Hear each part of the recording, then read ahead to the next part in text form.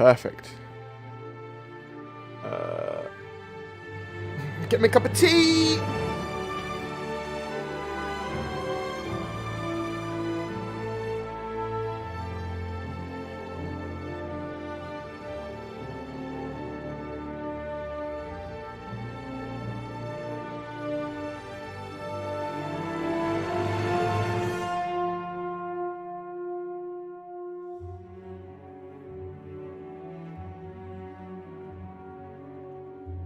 Wee, wee. Wah, wah.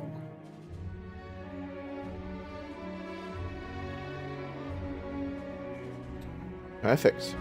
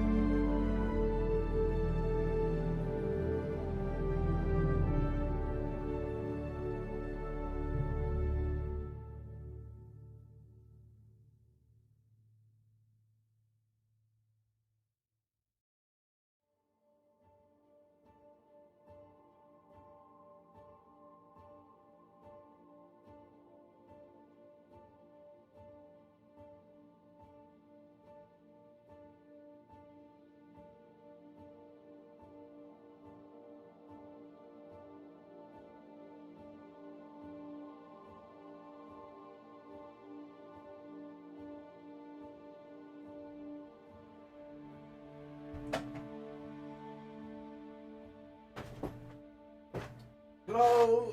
I'm a coming. I'm here. Oh. Hello, hello. Hope everyone's doing well. Let me click on this. Boom. Easy mode. What happens if I click here? Bam. Perfect. So, there's going to be lots of stuff I want to talk about today. Lots. I'll sort of plod along, doing whatever, chatting about whatever. Give an update on my life in a minute. But obviously we've got the Intergalactic Aerospace Expo going on. We've got 3.12 is the next major patch. Star Citizen made a huge amount of money. I haven't even brought up the funding page. Do I have the funding document? I just type in crowd into my browser history. And I bring up the crowdfunding thing. Cool. And I'll bring up the funding page as well for visualization. Funding goes. Cool.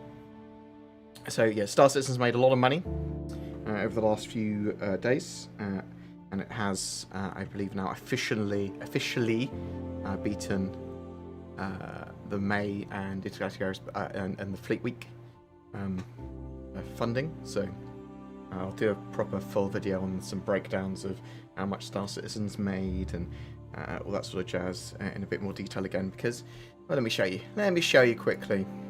Sort of plod into today's stream. Star Citizen says here that it's made 333 million. Yeah, that's funds raised. That does not include private investment from the Calder brothers, from the Calder brothers. It does not include, as far as I'm aware, incentives, promotions, and other income, and it does not include subscription money. So, all together, it's a lot more. Closer to 450 million probably now? Question mark? Maybe? I might be vastly inflating that. That sounds right to me. Maybe. Probably. Yeah, I'll do a proper breakdown of that and talk about that later. But yeah, they've been making bank during the. Let's go to 2020. So this is a Star Citizen spreadsheet that's been sort of like maintained since the and grabs data has been maintained since the Kickstarter and all that sort of jazz. So this is really good, and it gives breakdowns of all the sort of finances and year on year and stuff like that. So things like May, does it give a breakdown of exactly how much was made in Fleet Week? Probably does. Invictus weekends.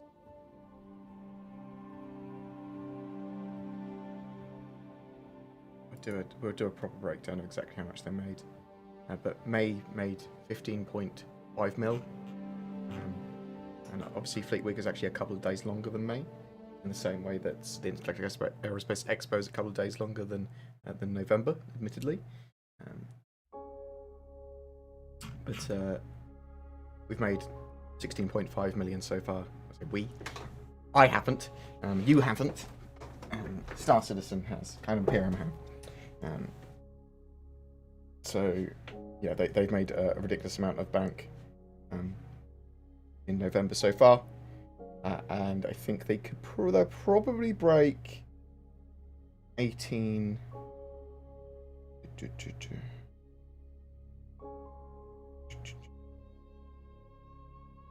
So feasibly they could hit 17.5 mil.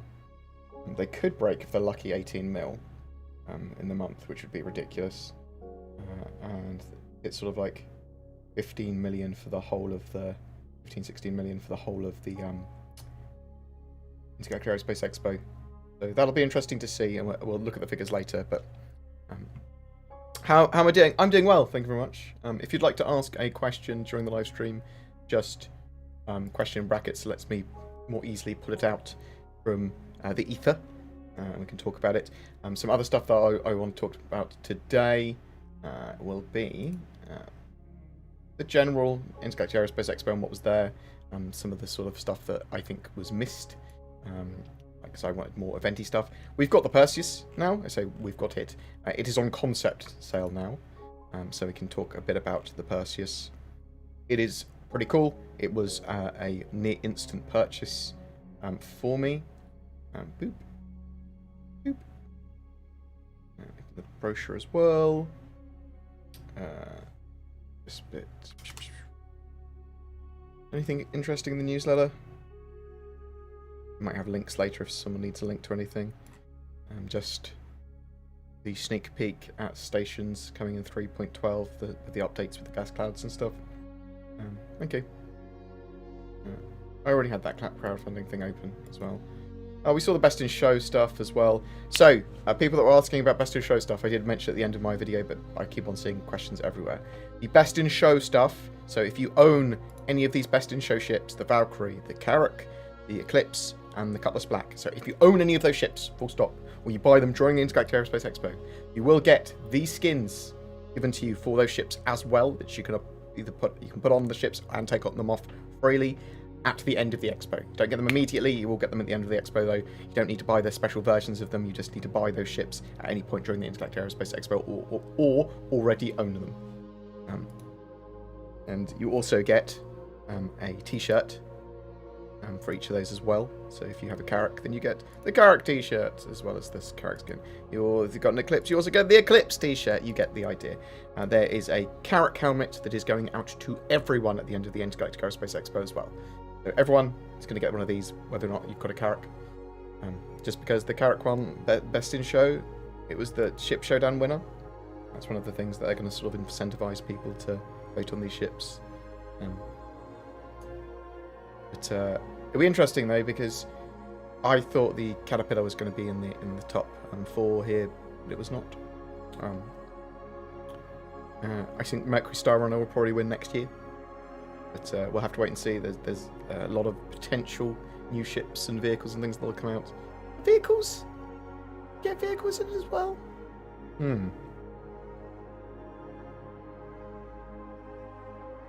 yeah.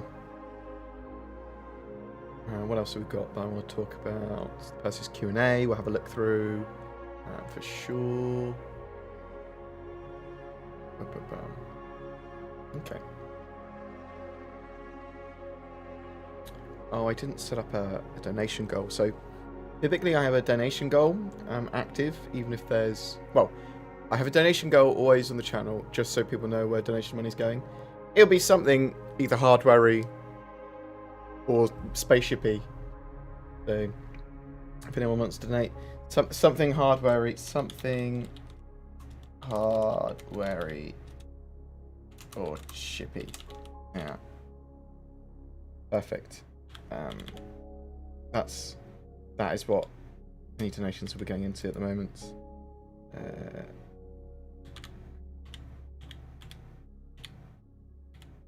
Perfect. Easy game. Up on my screen, you do not have a donation goal. Oh, the other stuff I want to talk about, well, 3.12.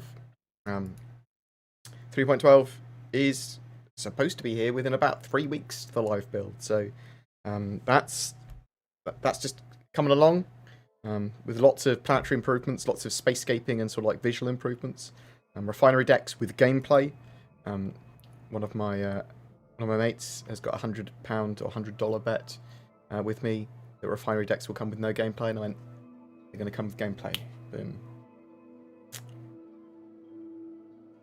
Oh, someone's knocking at the door. Bear with me 1 second. I think someone's downstairs to deal with it. Make sure. Let's make sure. Bear with me 1 second. It's not a rawr! It's a bear. No. Everyone's good.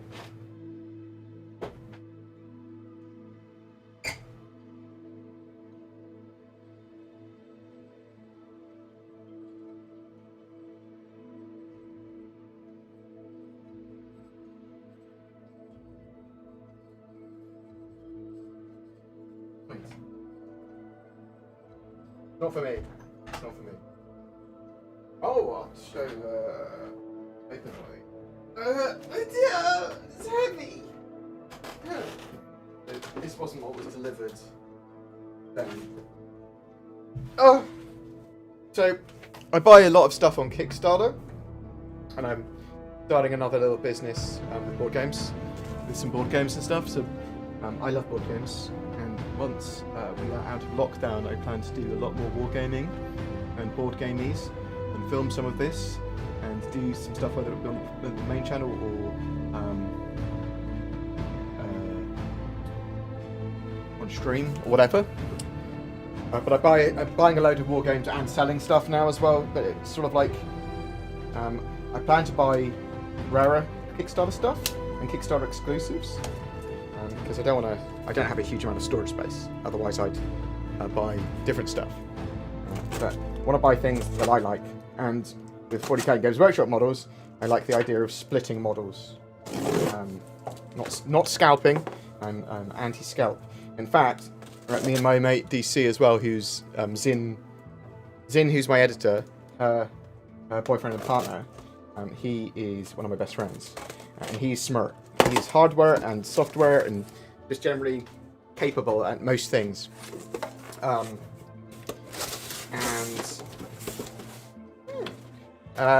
We're talking about doing a scalper liberation of hardware.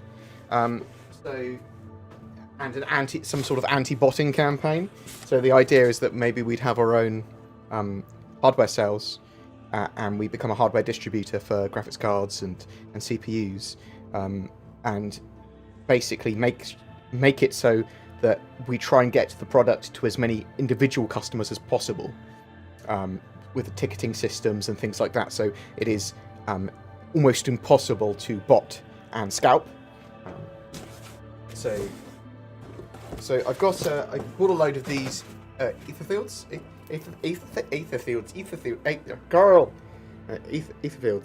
and a load of models with creatures of ether fields. Don't know why that makes me so happy. Yeah, but there's some cool models, and it looks like a cool board game. Yeah! Oh my jeez. Okay, that was just some additional models. So this is the core board game. It's as wide as me. It's not as wide as me. It's about 60% as wide as me, and it is heavy. And we will look at it at some point. Probably not today. Why? I don't know why I sort of felt the need to get out of the box, so I just did. Had the urge. Had an urge in my loins, and it had to be fulfilled. Oh, the music's starting to drown me out. Apologies. Bad music. There you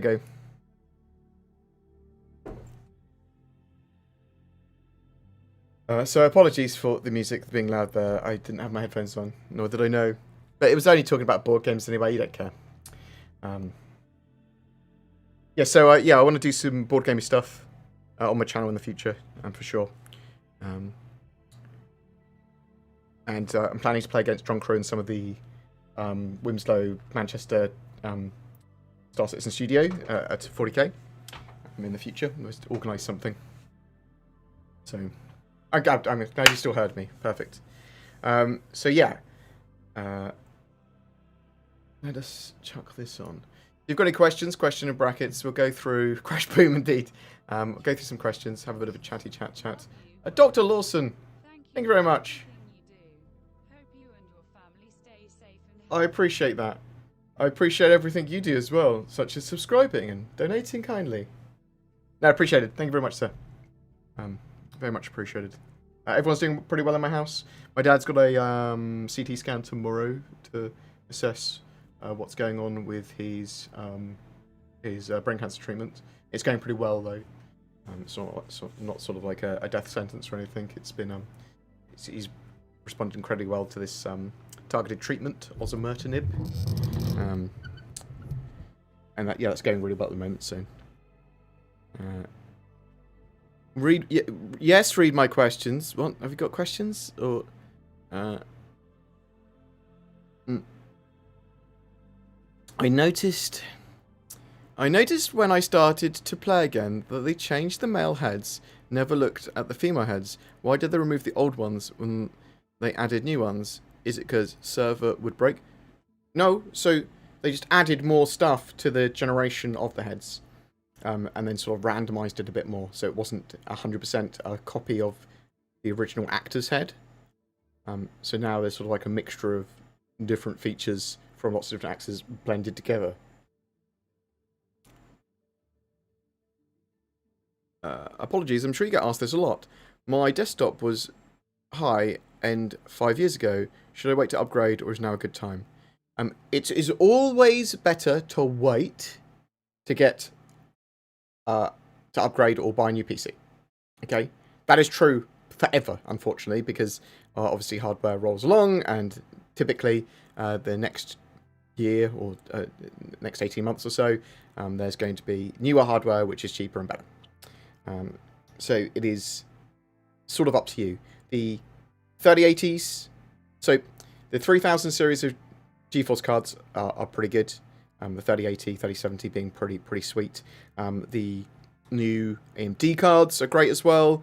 CPU-wise, I love the Zen 3 offering from AMD. The 5000 series of CPUs are great and well priced. So yeah, now's a good time to buy. It is not as super expensive as like the 2080s and the 2000 series for GeForce's last year. So now's a reasonably good time. But it's always worth waiting. It depends. Like, are you building it specifically for Star Citizen? Well, are you building it for Star Citizen now, or do you not play Star Citizen much now? If you're not playing much now, then you don't need a computer now. What I'm trying to say is that it's based on your current needs, not your future needs. Oh. And that is another good point. I just saw someone say the new NVIDIA and AMD CPUs and NVIDIA cards aren't available at the moment. Well, they sort of are, but they're not. So there's huge waiting lists for them at the moment. So they came out and they instantly sold out. Now, some people like me, I was able to purchase mine on the first day within a few seconds. Bam! Buy them. And then both the websites I bought from went, nope, sorry, there was a bug. They both did this. There's a bug, and we're actually having it was supposed to be pre-order. We didn't actually have those in stock, or too many people bought them, and they instantly. And even though you got them within the first few seconds, unfortunately, you're 1,000 in the queue, or 999 in the queue. I was for my 5000 series CPU, and 350 in the queue, I think, for my GeForce. So I was a little bit upset about that. Got very, very annoyed at one of the companies. I think a lot of other people did as well. But I'm probably just not going to buy from them in the future, because I think that was a bit scummy. It was sort of like, yeah. Well, actually, we didn't have any of those, and there was a bug, and that happened twice with them. But it happened with both different companies as well, for the GeForce and for the CPU, and it's just like, oh, this is just the norm now. And that's one of the things that had me into DC talking about doing some sort of bot liberation, scalper liberation hardware company. It's like, I don't want these people I don't want scalpers being able to go, or botters just being able to buy up all the stock of a graphics card or CPU when people want to get it into their hands. When you have the consumer launches of stuff, especially when you're in like lockdown and people want this hardware, having scalpers being able to grab all the stock and then sell it for twice the price on eBay is just disgusting.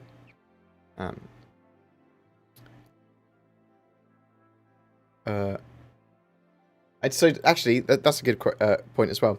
So with like Games Workshop models and stuff, and rare models and Kickstarter stuff, I will contact a company before buying out anything or buying stuff now. I bought a load of boxes of Indomitus with the reprint, because they basically did a print to order. So I went, I'll have like 60 boxes of that, because that's a load of plastic that I can sell over the next couple of years. And I like the idea of splitting models for people so they can get them cheaper, or get just the ones they want. You pay a small amount for the premium, but it's not like a huge amount. But I like the idea of people getting exactly what they want. Hello, I'm new to Star Citizen. I recently bought a Polaris, but I don't have anyone to play, or will have when it's released. But are there like clans and stuff? Yeah. Oh god. So Ice Skulls. Yes. So there is organisations, they're called in Star Citizen. I've got a series called Org Spotlight, or Spotlight, on my YouTube channel. Check that out. But you can just go onto the RSI website and look at community and look at the organisations there. Find an org, join an org, shop around for an org as well, because you'll find one that's perfect for you and the type of gameplay that you want, and has the right people in there that you want. But based on the gameplay you want, you can find the right org for you and get involved. It's Star Citizen is not, in my opinion, meant to be played alone. It is a multiplayer game. It is very much organisation focused with a lot of the stuff that you can do in the game. So.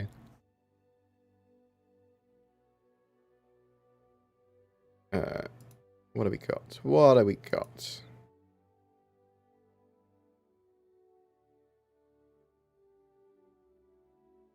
Let's do this. Oh.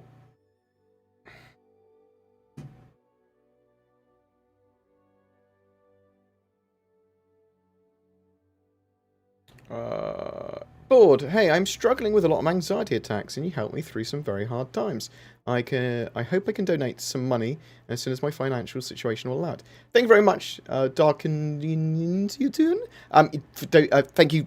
I say money is not necessary to keep my channel going from viewers. I appreciate the donations. They do help with buying hardware and buying ships for giveaways and things, and expanding the channel. The channel's doing pretty well with people becoming Patreons, or using the YouTube join button, which is basically they subscribe to my channel and pay me a little bit each month. That really, really is absolutely great and has been a godsend to a load of YouTubers.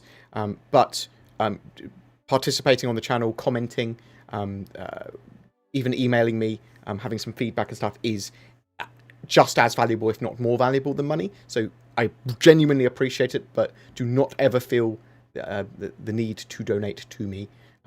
I will continue without donations, and there's other ways that are just as appreciated, if not more, just by getting involved. So thank you very much. I do appreciate the sentiment there.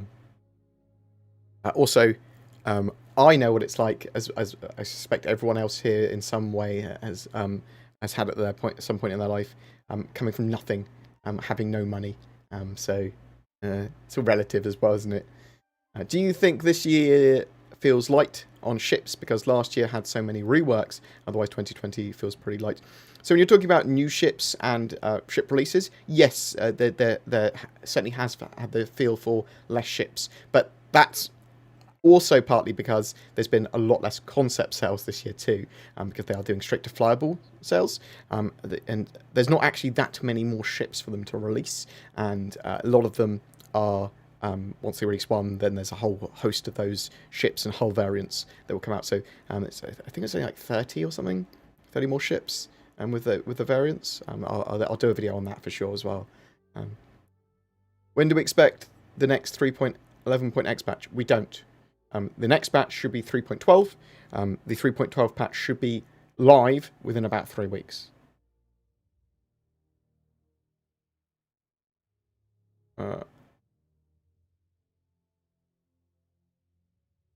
What are your thoughts on people like Dirkmer today compared to when they were very actively talking-ish about Star Citizen? That people are entitled to their opinions.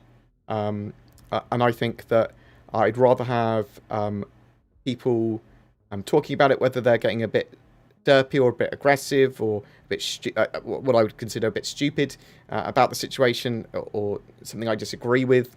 I'd rather them be sharing their opinions than not, for the most part. As long as it remains relatively civil. I understand people get heated with stuff, and I understand people need to be right on the internet. that's my main gripe with people. They think that they're right, or they have to be right, and if they're not right, then they're somehow annihilated, or they're meaningless, or whatever, which is ridiculous. Like, you're allowed to be wrong on the internet. You should always be there with the understanding in all aspects of life that you can evolve and change and increase your understanding and skill set and understand other people's points of view and that sort of stuff. So when people have, it doesn't matter if it's FTR or Dirk Smirt, or I don't know why I'm saying his name like that, or anyone, they're entitled to their opinions, and it's fine. And sometimes they have some damn good points as part of their sort of like. I think that what it is that a lot of people will see whatever they say and just go, it's just hater talk, or it's just bad, or whatever, because they are trying to push down that narrative typically.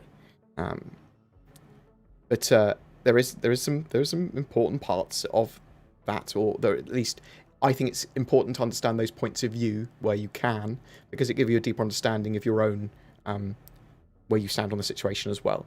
Always build a steel man of an argument rather than a straw man where you can.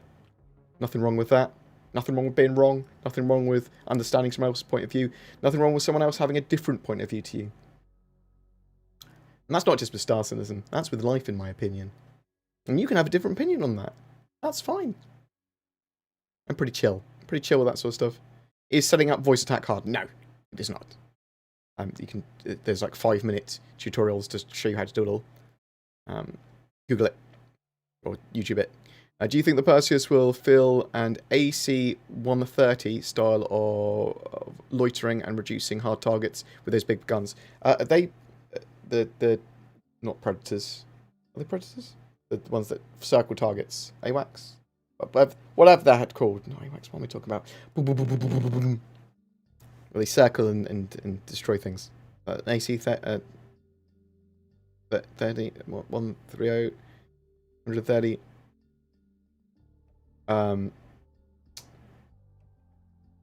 So the Perseus, very much so, is at least in my opinion, a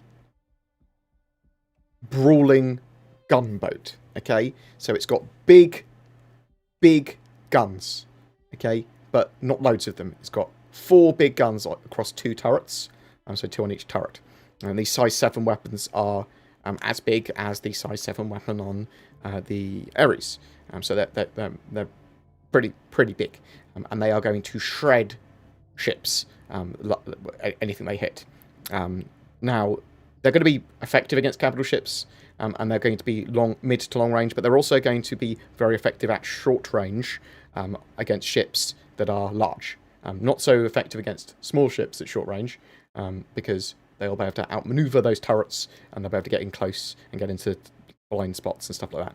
But I mean, it does have like 20 size 5 torpedoes and things like that as well. So I love the idea of the Perseus. Proper brawler, proper gunboat, proper traditional fighter, boom, fighter combat ship. It is sub cap, but it's sort of like approaching Corvette size. Or Corvettes? Are they sub-capital Corvettes anyway? Is a Corvette a capital ship?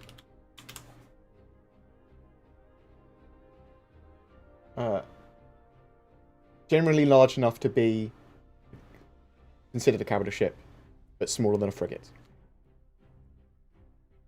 So I'd say a bit smaller than a Corvette. But it works for being small. It's 100 meters long and 50 meters wide, that Perseus. I mean, I can show it on the screen as well. Let's go have a look at it. So it's in concept sale at the moment, the Perseus. We don't know when that concept sale will end. Within, I expect at least a couple more weeks of Perseus. But it appears from the picture that it's got not laser cannons as default, but big ballistic cannons, which actually makes me like it more. Though, based on its power requirements, I would would you run it with ballistics or would you run it with laser cannons? That is a bloody good question. the power needs with size 7 might be a bit too much to have all.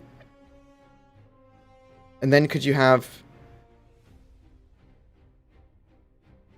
size 7 distortion weapons? So you could have one turret with distortion and one turret with, like, ballistic ordnance. Oh. And are these weapons fully integrated? That's actually the one thing I didn't know that I wanted to know. Sub-capital slayers, 4 massive size 7 cannons. Okay, are these cannons, are they fully integrated into the turrets? Like, can I switch out the weapons? Yes or no? I don't know. You think someone's behind me? Where? Where? Where? No one behind me. Don't know what you're talking about, me.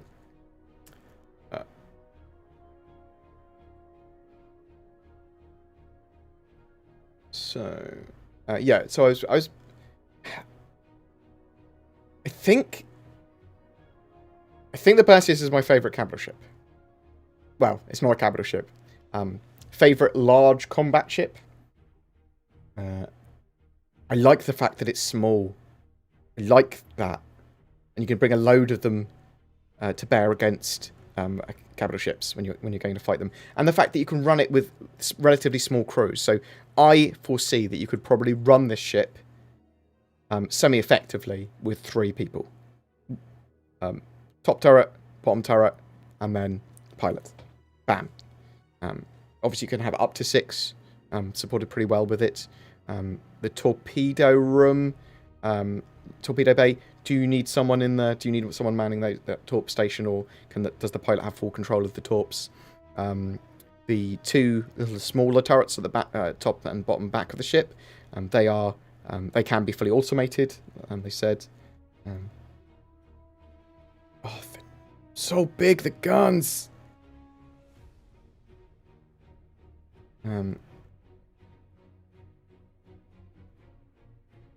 Yeah, I did really, really like this. And I did think it was going to be bigger originally, but I'm glad they made the ship smaller. Because ships should only be as big as they need to be. Making them larger for no reason just makes them easier to hit. You could argue maybe it would have slightly bigger room for components or whatever, but it's got a vast range of large components.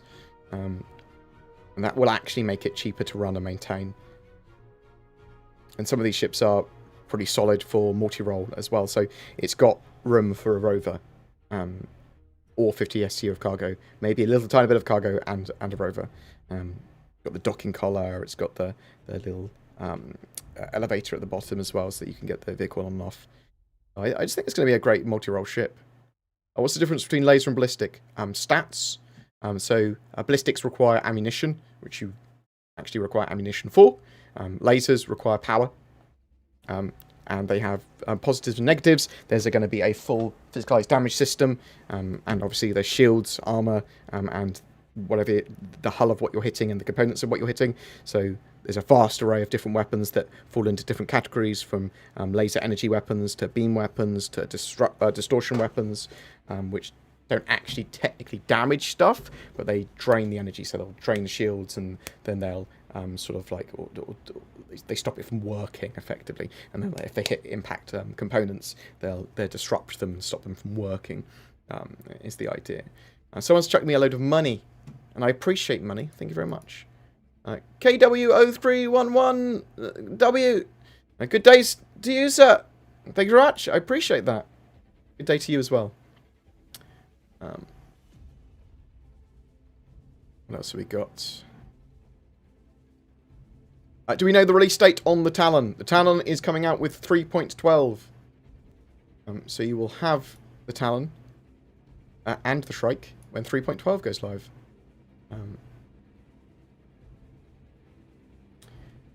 What did you think of the best in show skins? I thought they were amazing. Let's have a look at them. Let's not have a look at those ones. Let's have a look at them. Boop. We not have a...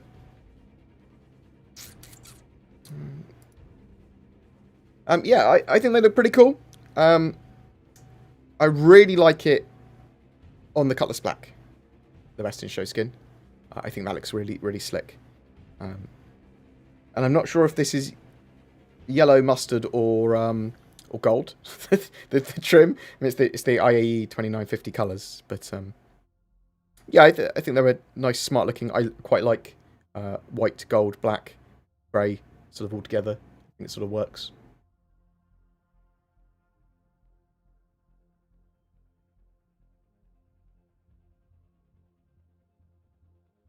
What else have we got here? Boop. Your opinion on December 17th? Yeah, so there's this reunion video that's come out, which we'll have a look at in a bit. I'll go through some of the questions and we'll talk about the reunion video. So this is the Mercury Star Runner sort of trailer, but also a bit of a Star Citizen machinima that Cloud Imperium have done. And it goes and follows Alex Dugan again, so the pilot, or one of the crew, one of the pilots, operators of the belligerent Duck Mercury Star Runner. And we know that the other operator that we were aware of originally was a Banu called, was his Baz? Mal something. Mal.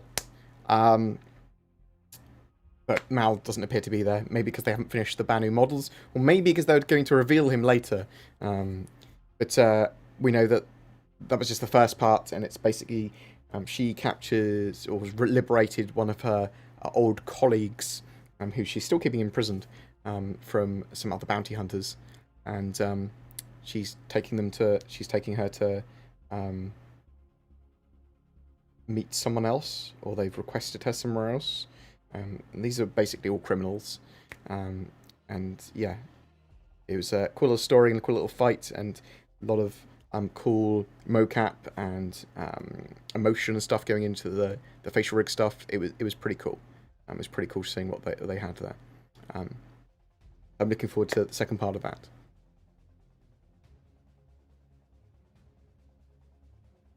that. Is now a great time to upgrade or buy PC components? As I said earlier,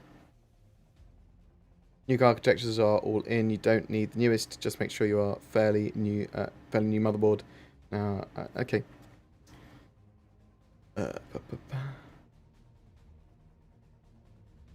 Oh, I've lost where I was.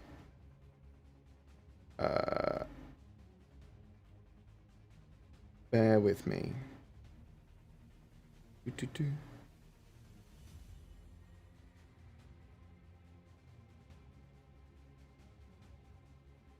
So when are you going to get a cutout of Disco and put that behind Chris Roberts?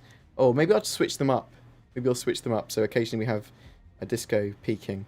We're just like a spinning Disco head just goes by like a little shooting star. Actually, that sounds more appealing. If you were to hold your wedding on any Star Citizen ship, which would it be and why? I think I'd have to find a partner to get married first. I think that's more important. It would be the 890 Jump. Of course it would be. It's basically a ship to hold a wedding on.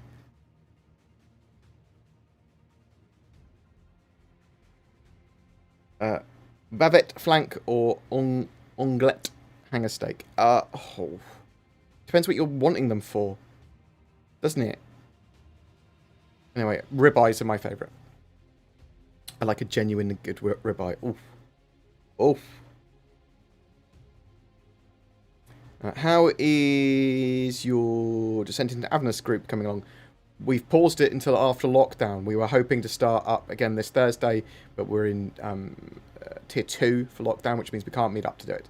So we're going to do it when we can meet up. We're playing Paranoia online until then.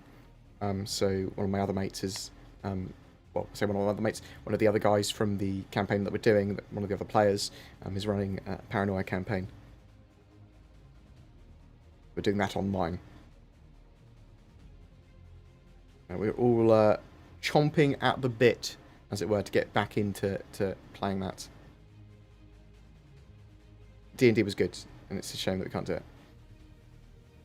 it. Question, Polaris or Perseus? I prefer the Perseus, but it's going to be dependent on your needs. A lot of people love the Polaris.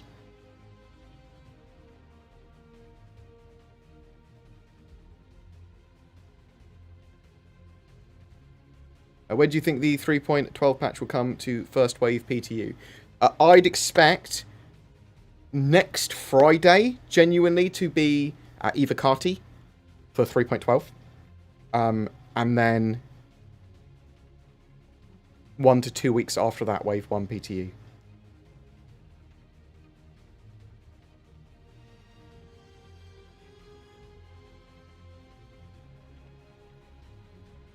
So, I'd expect Wave 1 PTU by... is my expectation. I'll look at this in a bit more detail. Oh...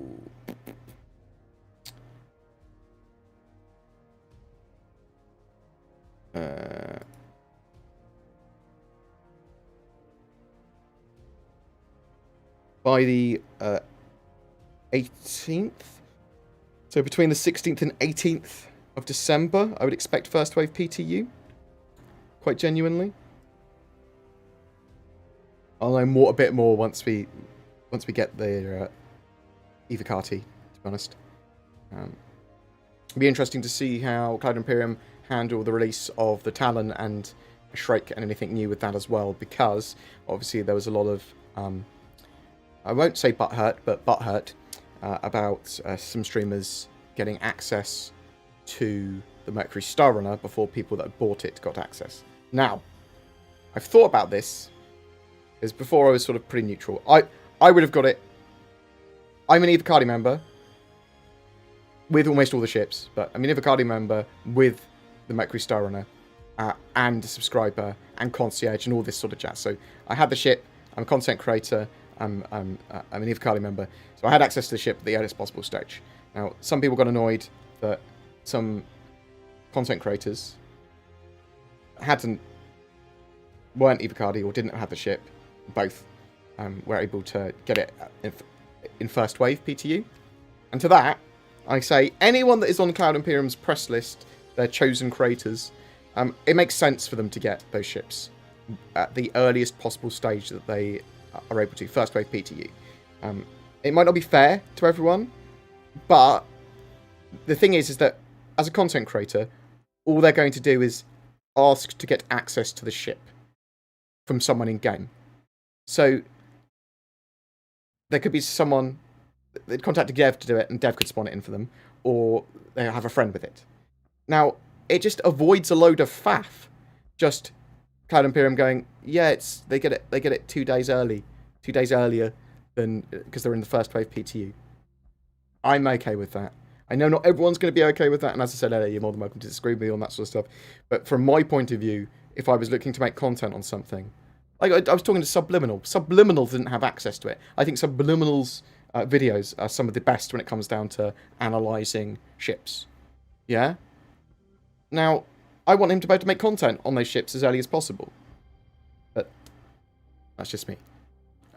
From my point of view, it would help me if Cloud Imperium went, nope, we're not giving this stuff free to content creators or early to content creators. Like, okay, cool. Well, I'm Evocati. I'll have the ship. I'll get it at the earliest possible stage anyway. And that means I can make all the content and have all the advantages. Do you see what I mean?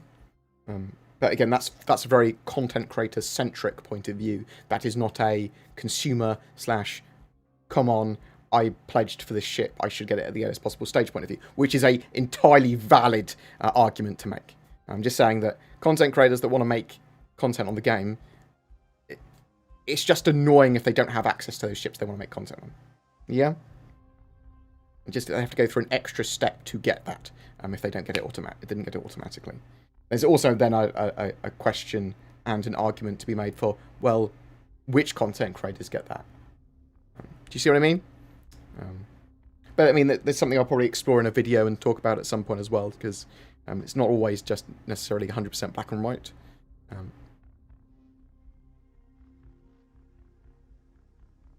Are you allowed to stream Evocati? No. So, unless they changed Evocati stuff, no. So, the idea is that with the Evocati patches, their NDA, non-disclosure agreement, and is the correct term embargoed? I suppose it's not embargoed because you're never allowed to release it. But yeah, you're not allowed to. You're not allowed to film or record Evocati stuff, and you're not allowed to discuss the specifics of an Evocati patch. even after the patch goes to first wave. So you're then allowed to talk about that patch and produce content on that. You're not allowed to then release a video that you made from either party, because you'll start NDA'd. Do you see what I mean? I saw the Javelin is in production. Does that mean that Squadron 42 is around the corner? So we don't know when Squadron 42 is going to come out. I'm hoping that that is next year. Cloud Imperium have said it's not going to beta this year. And the original plan was that it would be in beta this year. Not for us, not for the players, but for their internal testing, because they want a almost completed live product, well, pretty much a live product, before it would even go into, it might go into Evocati testing, but it might not, is what they basically said as well, which would be just before the game was released. It might for stress testing. But it could come out next year. I think that's quite a reasonably high probability it will come out next year. I think it's largely completed, Squadron 42, a lot of it, but there are obviously core systems and bits that are not completed for it.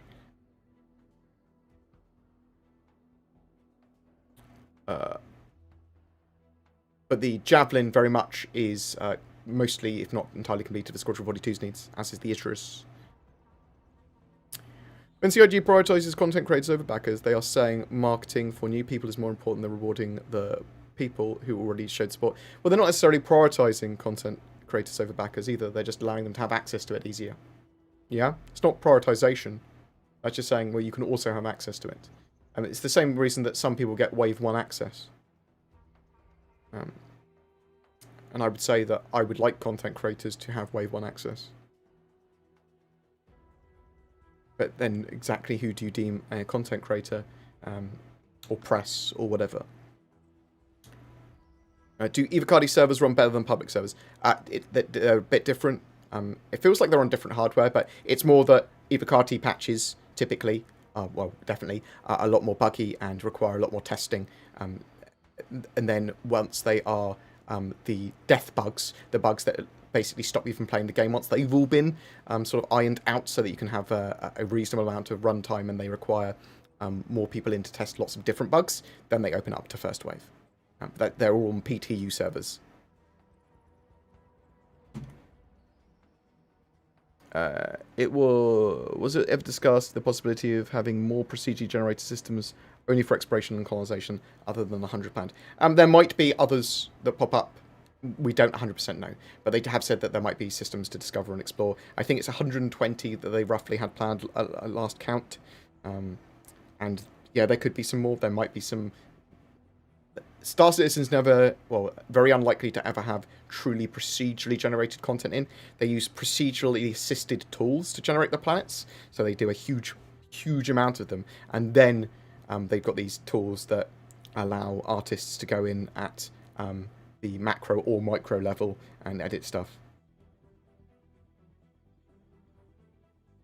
Being right is addictive. I said this going back to you need to be right on the internet. So I don't think so. Well, not for me. Understanding, learning, and having a deeper understanding of other people's views, opinions, and having mine challenged and then evolved so I have a more understanding of everything. I think that's better for everyone and me. I mean, what the fuck do I know? I'd rather understand lots of people's points of view and then work stuff out better because of that. When do you think we will get NPC crew, even a basic level where you can man some sort of turrets? So, this is interesting. It depends when they prioritize it, really. We'll see AI modules and the server blades will certainly come before that, and with some very derpy and, well, basic turret control and some basic automation of your ships. NPC crew, however, you'll probably, even before that, you'll get wingmen and NPCs as part of missions starting to turn up. So that'll be a thing. And some buddies joining you and running around with you. What ships are we getting in 3.12? The only ones we know of for sure are the Talon and the Shrike, the new Tavaran light fighters. So there's a possibility of some others. The Hercules C2 is a possibility. The Constellation Taurus is a possibility. And there's possibly some others as well.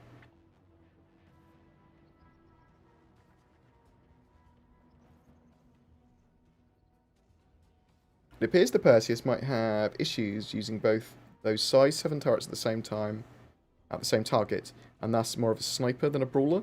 You agree? Why would it have lots of trouble? Just because of the way they're mounted, so they'll be fine. They'll be fine.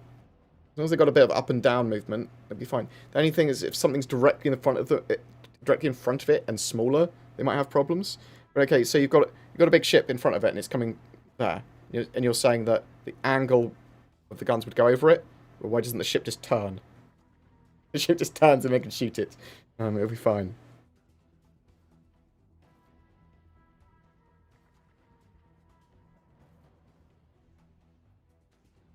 Important question, where are the beards? They are working on beard tech, and they have been for a while. Getting beards looking good in games and realistic is something they actually want. Not even joking. Has VoIP had any improvements? So the back-end services for it have, and there's some redundancies for it now. I'm not sure exactly the list of changes and updates for it, though. Do you have any clue about when to expect salvage tier 0? Expect it near, so probably within a quarter of iCache coming out. And I would expect what you would see with tier 0 salvage is the ability, because I'm expecting it to come basically with physicalized components, which I think will come around the same time or just after iCache. And that will literally be the ability to remove an item from a ship, so a ship component, and some of this might require welding off with the cutting tool, or a weapon or whatever. Bam, you've taken that system back to your ship and you could sell it. That's salvage. That's tier 0 salvage. Along with some other stuff, but it's also tier 0 repair because you put something back in or would use your tool on it.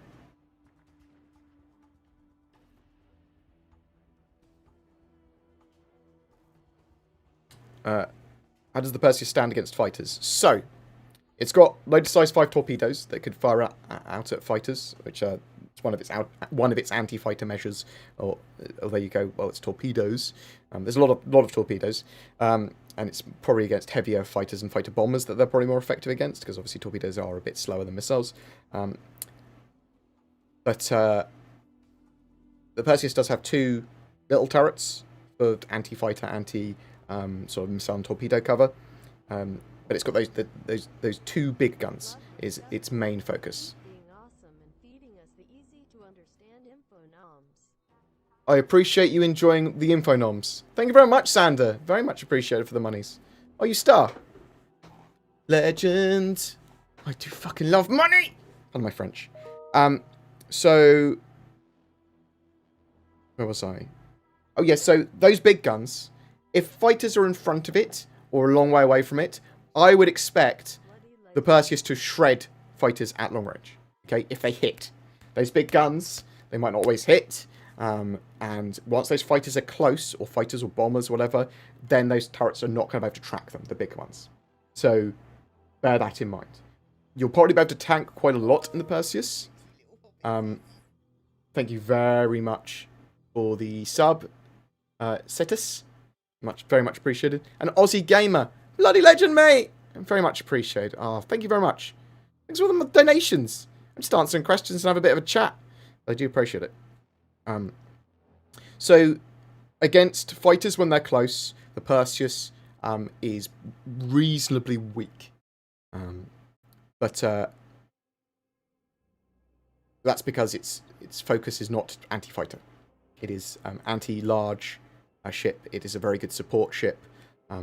Running Perseus and a hammerhead together might be pretty strong. Things like that.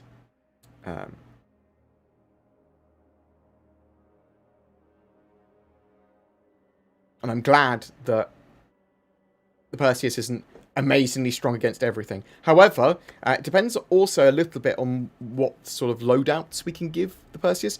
Can we change the cannons on the size 7 on those turrets, on the big turrets? Because there's a little bit of...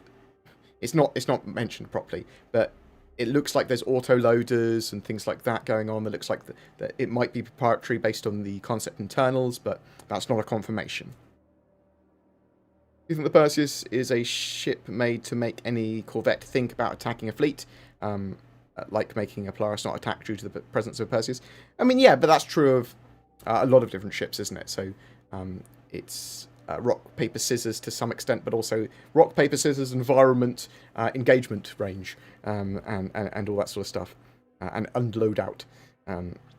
So, yeah, engaging with larger ships when a Perseus is present, or multiple Perseuses are present. Lots of Perseus are present.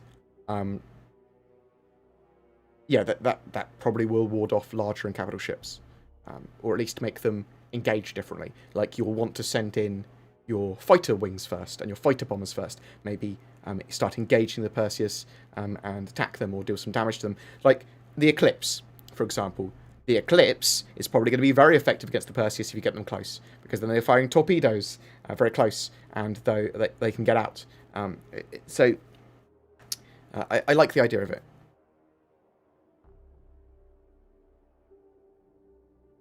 Yeah, I think a lot of people are pretty excited about the thought of the Perseus, for sure.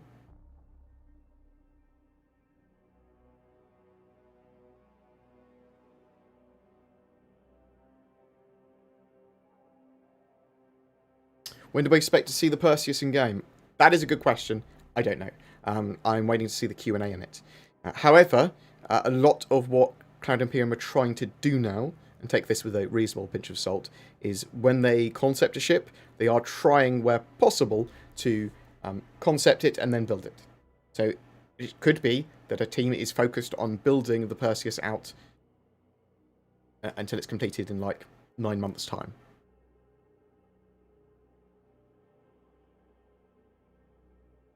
Oh, one of the other things that I probably wanted to talk a bit about today as well is the new studio that Turbulent are making for Star Citizen / it's basically a CIG studio, kind of, because CIG have a 25% minority share of Turbulent. Turbulent are going, right, we're building a new Star Citizen dedicated studio to build gameplay area, star systems, support systems, and stuff like that as well for Star Citizen. But planets and star systems is one of the major focuses of that. They're going to build a 100+ man team over the next 3 years to build those star systems and those planets. So people that were like, they haven't even got one star system yet, how are they going to build out 100 in a time that's timely? Well, they're going to build a dedicated studio to do that. So that sort of makes sense. Bear with me 1 second. I'm just going to go do the PP.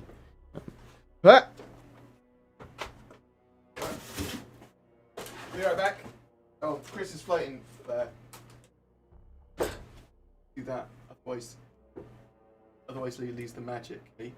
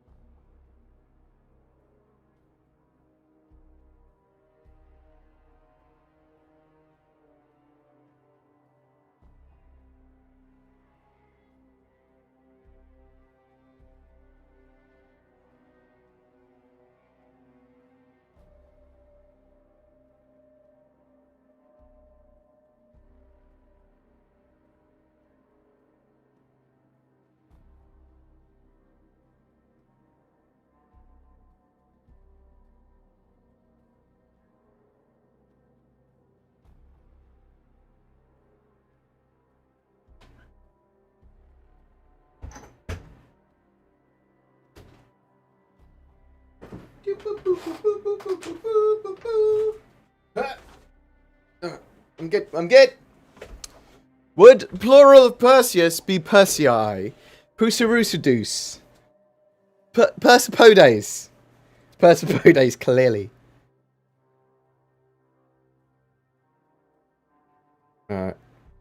Invulnerability or flying? I mean, is invulnerability coming with immortality? That's the problem. I wouldn't want to be forcibly immortal and invulnerable, because you could get trapped somewhere, and you'd be like, "Well, this is lame." So probably flying. But it depends on the exact term of your invulnerability. And flying, do I have full control of the flight, or do I just go like a rocket? And it's really hard to control. What do you think the pylons next to the docking collar are? Wiggly bits? I don't know. The pylons? What do you mean? What do you mean? They just... What? I don't know. I'm not sure what you mean exactly either. Just bits and things. Countermeasures. They're probably where countermeasures come out of. That makes sense, right? You have all the countermeasures going poof.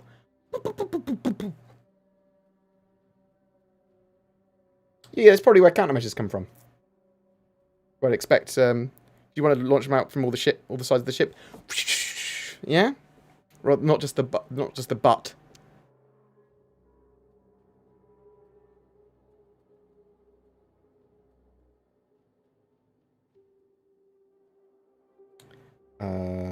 What else we got?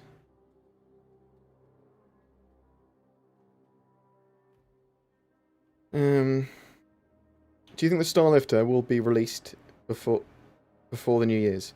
It's possible. So I think we could see the Hercules C2 by the end of the year. It's possible. It looks more likely for Q1 2021, but... What's your opinion on the 600i's excellent use of space? They are going to be doing some updates to the 600i. I quite like the 600i as it is, but I understand people wanting it to give it a bit more love. Transforming ships when? So the Hull C that they're waiting to get in the game is having like a morphing physics grid, and some other ships have got those sort of like morphing physics grids or hard parasite docking, which is sort of kind of part of that ish as well, for larger ships anyway, like the Endeavour and the potentially even the Caterpillar. But the actual morphing of physics grids, they've been working on for a while. Don't know when it's going to be in game. I would expect to see the Hull C properly in game next year.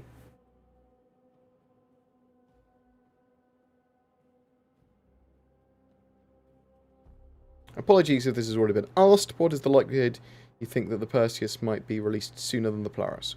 Oh, so it's based on how the concept stuff works.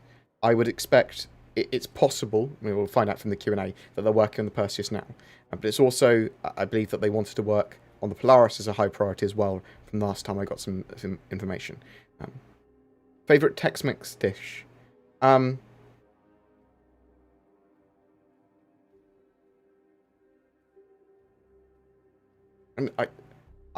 I can have just a nice burrito, to be honest. Depends on the quality of it all, doesn't it? I mean, I like tacos as well. I mean, it's all against my diet at the moment. Oh, now I'm hungry for Mexican. Oh, in the Jax Bakuri RSI video, we saw snippets of the Perseus interior, and he said he was able to see it. Is that any indication whether the Perseus is already in production? Well, they would have probably kit-bashed something together and worked out the interior and everything and got some assets together, but it's not that much of an indicator. We don't know if... all I was saying with the way that they are producing ships at the moment is that they will try, if possible, to go straight from concept all the way into production straight away. But sometimes that's not possible, and sometimes that's not the plan, so Sorry this has been asked, but will we be able to change out the size 7s on the Perseus? We don't know yet. There's a small implication that you might not be able to.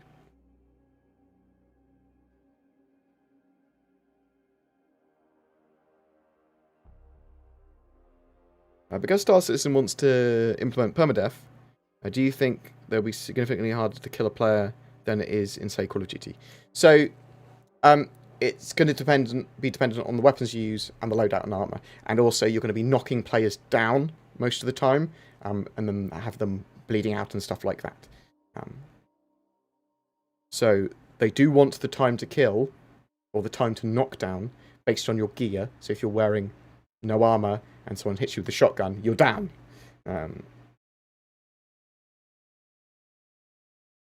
Will salvaging be a big moneymaker? Yes, like cargo and trading gear.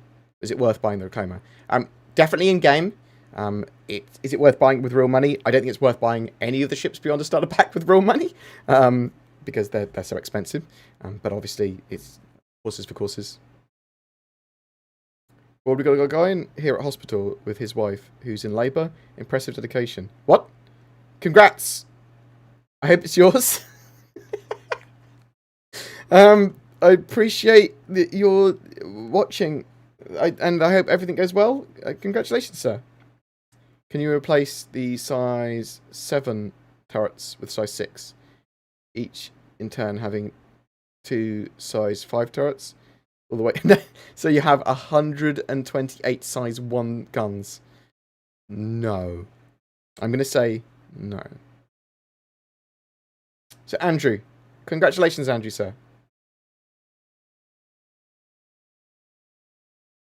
Do you believe we will have playable any races closer to race? Or possible DSC? They have said they want, or at least they will be looking at doing playable alien races in the future, but expect that probably after release.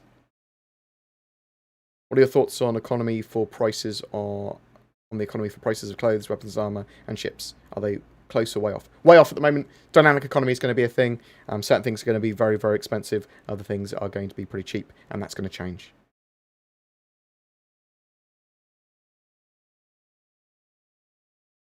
What is the next ship to come out? It's the Talon and the Shrike coming out in 3.12.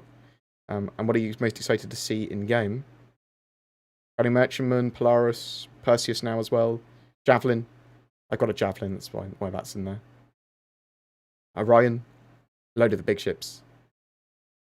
Oh, Titan suits as well. I think a lot of people are excited by Titan suits. Given the missiles nerf, do you think the Shrike will be underpowered on arrival? No, I think it'll still serve a purpose and still be reasonable. The problem is that if they hadn't done those missile nerfs, it would have been ridiculously overpowered on its arrival. We are going to see the missile operator mode and the more proper missile changes early next year. At the moment, we've got sort of like temporary changes. Does the Perseus have a med bay? Not that has been mentioned anywhere, so no, not as far as I'm aware. On all the media of it, it doesn't have a med bay. That is, it's one thing that is a weakness to me.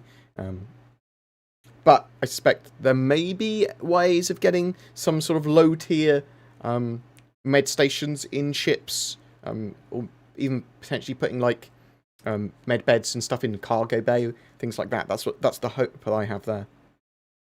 Any thoughts when science gameplay will be working? I think science gameplay is going to be one of the last major gameplay loops they put in, because it's so expansive, covers so many different things, and touches on so many different things. So it makes sense to have all the different things like exploration and stuff like that in the game, and farming and all that sort of stuff, and then to add science to go over the top of it.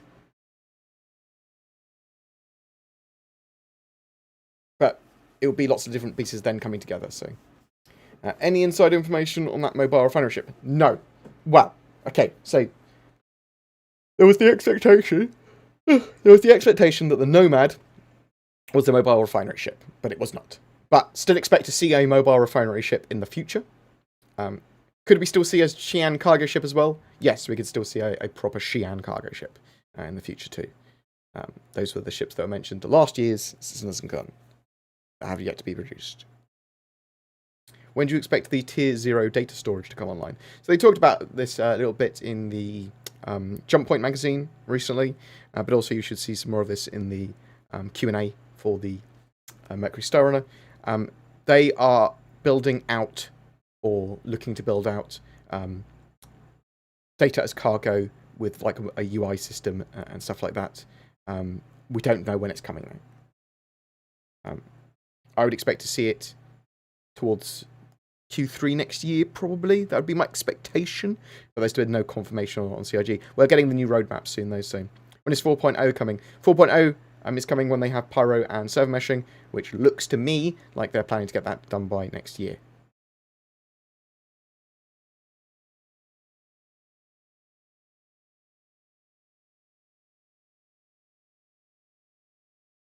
The Orion doubled in size, so it's big. It's ridiculously long. What do you think the chances are for us to be able to travel to Pyro in Q4 2020? Close to 0%.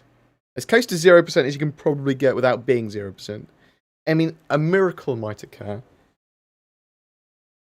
It's more Pyro end of 2021 sort of thing is more realistic.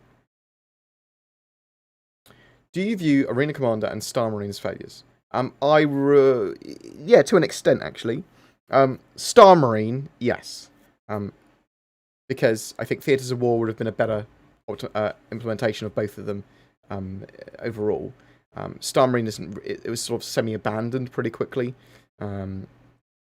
Although you could argue that it was Cloud Imperium building systems that they needed towards building Star Citizen and Theatres of War and all this other stuff, and it was a good sort of like test for them to build that out. Arena Commander is actually pretty useful for all the things, including free flight and that sort of stuff. It's pretty simple sort of arena, really easy for them to do. I don't think that's been a failure at all. I think Arena Commander is pretty good. I don't think the balance at the moment, the not so much of a competitive nature in PvP compared to what it used to be in 2.6.3, that's a whole different story though. When do we expect the Redeemer? I want to buy it. Expect to see a reconcepting of the ship. Obviously, we've seen some of that reconcept in some of the models that we've seen recently. Don't know when it's going to be in our hands though.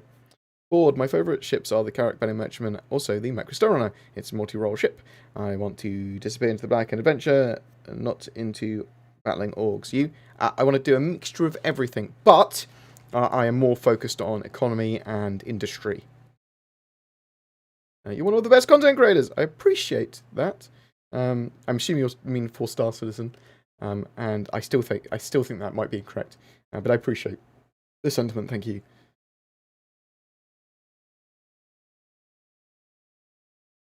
In my opinion, it would help get me hyped about seeing the Talon before it was released, even if it's all over the internet. It's my choice to watch those videos. I appreciate the content creator love. However,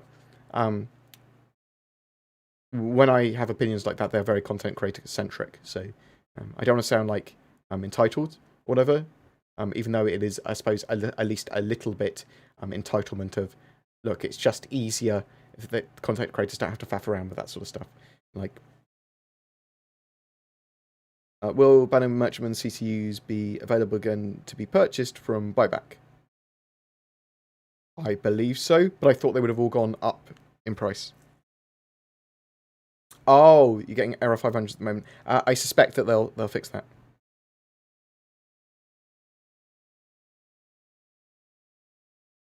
Sub also talks a lot of shit. Okay, no worries. I like sub stuff. I love the value added that he does to the videos. I probably talk shit sometimes. I mean, probably very rarely because of how accurate all my statements are.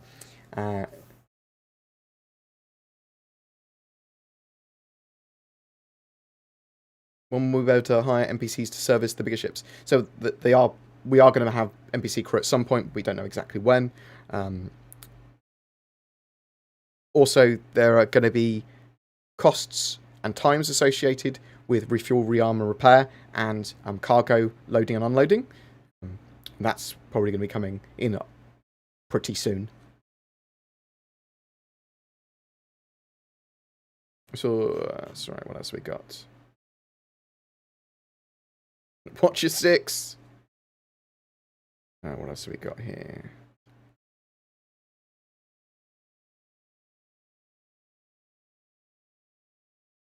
Oop. Oh, what have I done? I've clicked off the questions. Will armor be correctly simulated for ships? There is a physical damage and a physical armor system. I believe it is going to be simulated accurately, but well.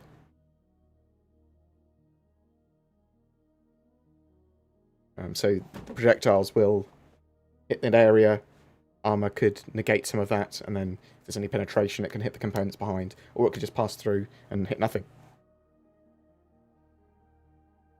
What else have we got here?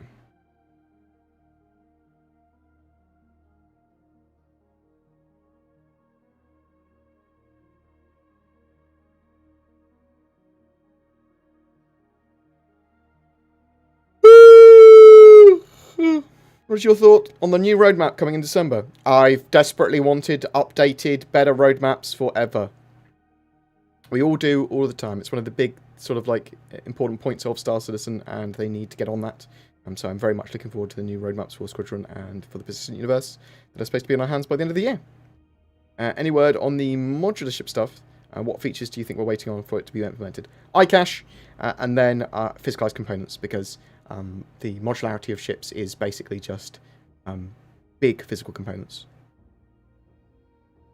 Perseus is a monster hunter. Space whales are monsters, therefore Perseus equals space whaling ship. What? No. Well, maybe you'd have to murder them with it. Why not? Will Death of a Spaceman also add medical gameplay? So medical gameplay is starting to come online even more by the mid of next year, so Q2, Q3 of next year. You'll get more updates to the player status system, you'll be getting more and more medical gameplay, and then, yes, Death of a Spaceman and medical gameplay are all going to be phased more and more in. Besides space whales, has there been any other massive species teased or hinted at? The giant sandworm, and then smaller but still big, the Yeti, on Microtech, the Pyro Crab in the Pyro system. Should they implement a quick loadout or pre-save loadout for player armor sets or quicker armor changes? Yes, I would like that. But you're going to have physicalized armor. You're going to have physicalized inventories to the point where you have to store things. So maybe you can store a loadout basically in a locker and just put it on. What happened to the mystery armor? It's planned for Q1 2021 now.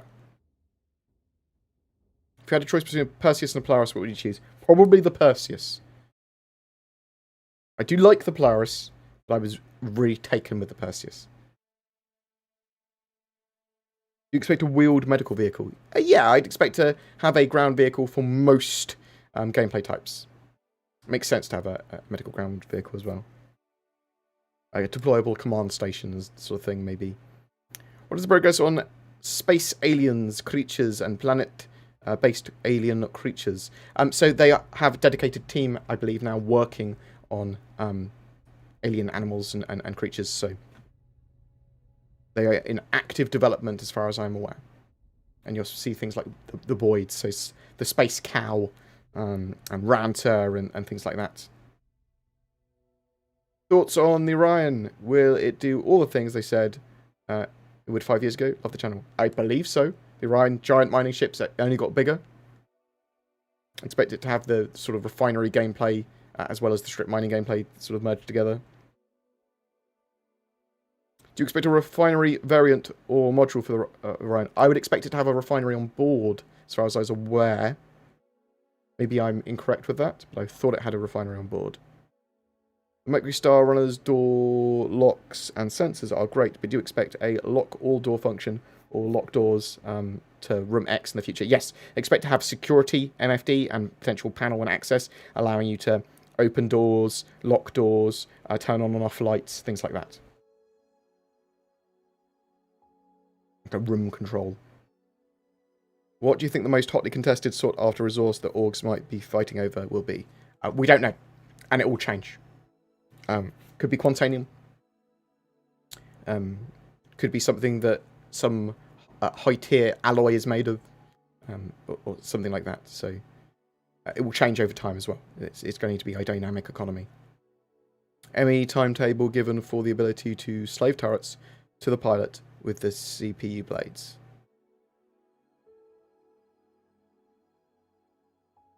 No timetable yet for that. I expect it to be when they have AI blades in.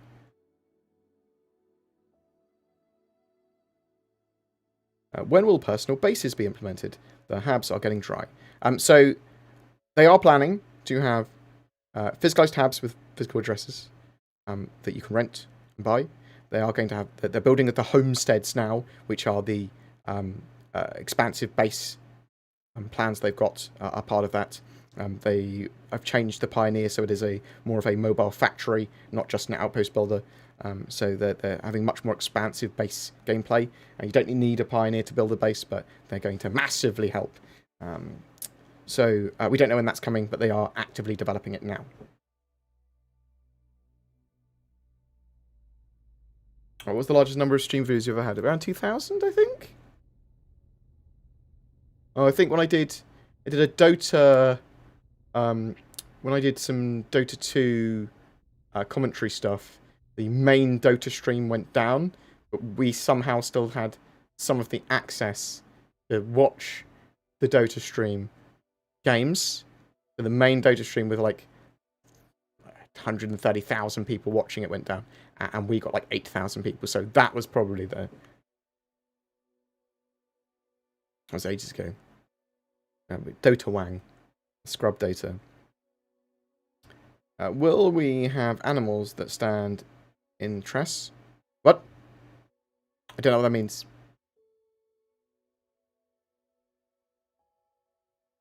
Can you buy back stock limited ship pledges? Oh, I thought you could. You might have to contact customer support to get them. I've definitely been able to buy back in the past, yes, but that doesn't necessarily mean that's true now. What joystick and HOTAS do you use or recommend? The Whirlpool Constellation Delta is the best stick and throttle I've ever used. I have one. I don't use it much because I'm mostly on the mouse and keyboard because I'm recording. But in the future, when I am playing for me, just for me, and not recording, then I will be using it. What should I get if I want to upgrade the components of my Mustang Alpha? Is shield mixing a good idea? Yes, shield mixing is a good idea. The meta changes, but having one that is relatively quick to recharge and one with a big health pool is pretty good typically. I can't remember what the current meta is though. The Q&A is not out for the Perseus yet, nope. Although you can still add questions to it. The thread for it is.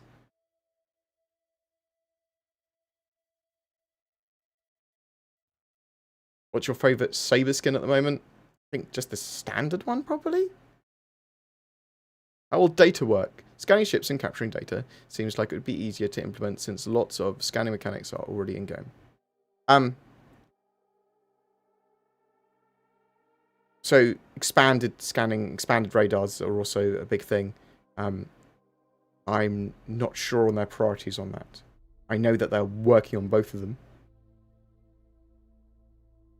Well, I know they were planning out capturing data as mechanics. They talked about it a little bit recently. Not sure if that's actually an active development, capturing data. When do you expect you will be recognised as a national treasure and be knighted? Wow. I don't think I... Oh, maybe one day. What surprises do you anticipate or wish for 3.12?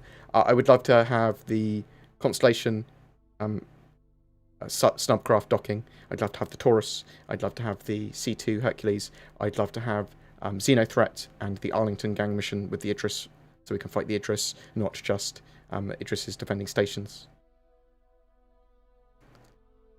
Last year we got to play Theaters of War at CitizenCon. Is this just for internal testing, or will they ever get around to letting backers play it? Obviously, there's been some delays with Theaters of War. I'm hoping that we get it in Ivacardi's hands again to test it a bit more by the end of the year or during December.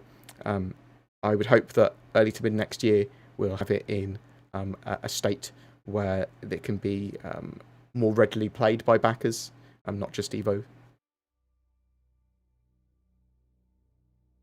I've seen devs showing off a firefighter outfit. Do you think That will mean a chance there'll be a fire engine ship in the works. Oh, wow. I mean, there's going to be fires on ships. I don't think there's specifically going to be a firefighting ship, but I love the idea. I love the hustle. So do you think there will be more ships coming that are focused on drones to counter the Perseus, for example? I'm hoping that we see a drone-centric combat ship. Yes. I hope we see that in the future. I'm not talking about like the Nautilus, although that is obviously combat-based and drone-centric. I'm talking about more combat drones that move around. Was the Nomad supposed to be a refinery ship, or did I misunderstand something? No, it was me and other people misunderstanding something. So from the rumours and the leaks, it looked like it was going to be a refinery ship, but it was not. It was not a refinery ship. Leaks and rumours are sometimes wrong, as is the speculation from me.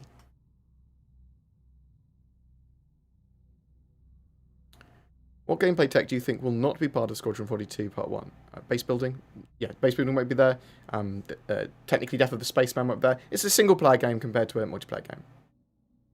Mining won't be there. It is primarily a military combat space sim story game.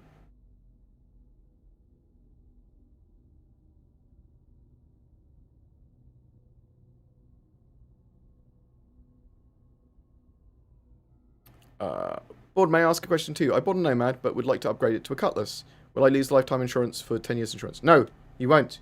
If you just upgrade it, you'll keep the original insurance of the package you currently have. That's why people use them as lifetime insurance tokens. So you could buy a Nomad and then upgrade it to a giant ship, like a Banner Merchantman or whatever, and it would have lifetime insurance from the original package. Bam. Mr. Scooter Jr., thank you very much for the donation. Thank you. Appreciated. I'm not sure why you thanked me, but thank you for the money. Very much appreciated. Are you star? How will Cloud Imperium implement Pyro in Alpha 2.0? What? What is this? Will it be a different server for now? Or will you actually be able to try it? So it will be Alpha 4.0, not 2.0. And it's going to be a different star system that you would travel there via a jump point. They want server meshing at the same time. So expect potentially end of next year. That's what I'm expecting it anyway. You hear any updates on the dynamic physics grid progress? I saw the latest update about continued work adding docking options to stations. Makes me think they are close to finishing the physics grid issues that was branding the Hull C. And they've basically said very similar. We've been working on the last of the things they need to get the Hull C in game, and there's a load of the core tech is actually coming together now.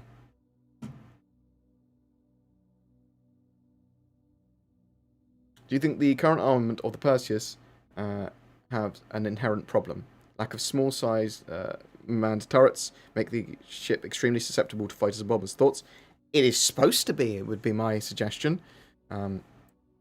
It's only extremely susceptible to several fighters and bombers. If it's just one or whatever, it's got its big main guns and it's got two smaller turrets and it's got torpedoes. Yeah? So it's only when it's in a fight and multiple fighters and bombers are coming at it. And that's fair enough, right? It's still pretty agile. It's still reasonably small for a ship. Any plans for massive planetary guns like Atlas guns? So the largest guns we've seen, I think, are the railgun on the Idris at the moment, on the Idris M. I expect these sort of like Retribution to have something big. That's the Super Dreadnoughts.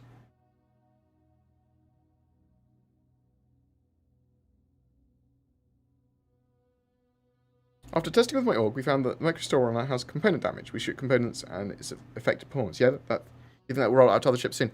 Some ships have that already.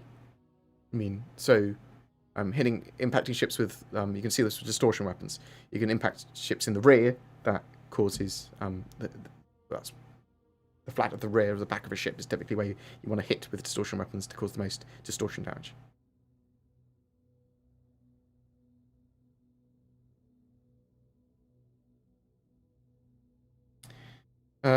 After Pyro comes online, what systems do you think will come next? The next system, building towards the Odin system. Odin system is where Squadron 42 is set.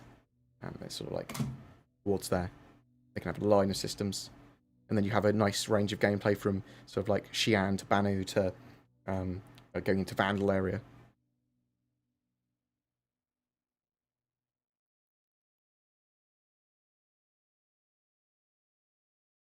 How advanced do you think we'll get with NPC crews? Will we be able to tell them to jump to a system or rendezvous with another system via beacons? There is going to be some ways of conveying information and where you want to go and planning that. So yeah, I would expect that's a thing. Can we have NPC security on ships? I, again, expect that is a thing.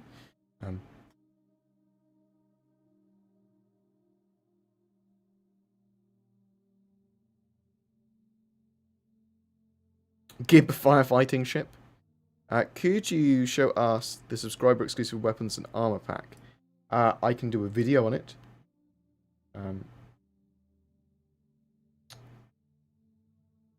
I've got it up on my thing. It's basically like it was $8 to $10 for a load of different armor sets. So if you're a subscriber, you can buy some armor and FPS weapon sets. You can get all this stuff in game. I don't see any need to purchase it with real money. But subscribers have access to buy these FPS and armor packs as part of the Weapon and Armor Day at the Intergalactic Aerospace Expo. It's nothing great at all. Same old. Grab that stuff in game. It's super cheap. Super cheap to get in game.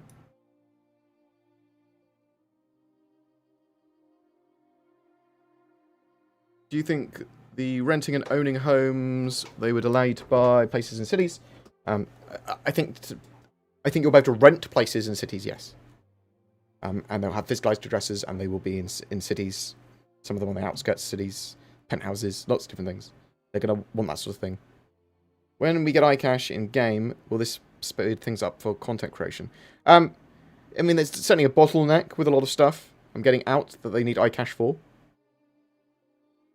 Can you buy the Redeemer now and upgrade to something until it comes out? Oh. Can you buy the Redeemer now and upgrade to something until it comes out and then melt it back when it arrives? Yeah? Oh, can you melt back into it? You'd have to melt the entire thing and then rebuy. So you can't melt part of a package. You can't melt backwards. No. I see what you mean now. Christopher Grump. Got myself an Endeavour during the expo. How far do you think the ship is? 2020, 2050, 2022? The Endeavour is probably going to be sort of 2023 sort of time, end of. It is, or 2024 even, in my opinion. It is a big science ship. I suspect that will be the last gameplay loop that is focused on. And the Endeavour is a very complex ship that is probably very low priority.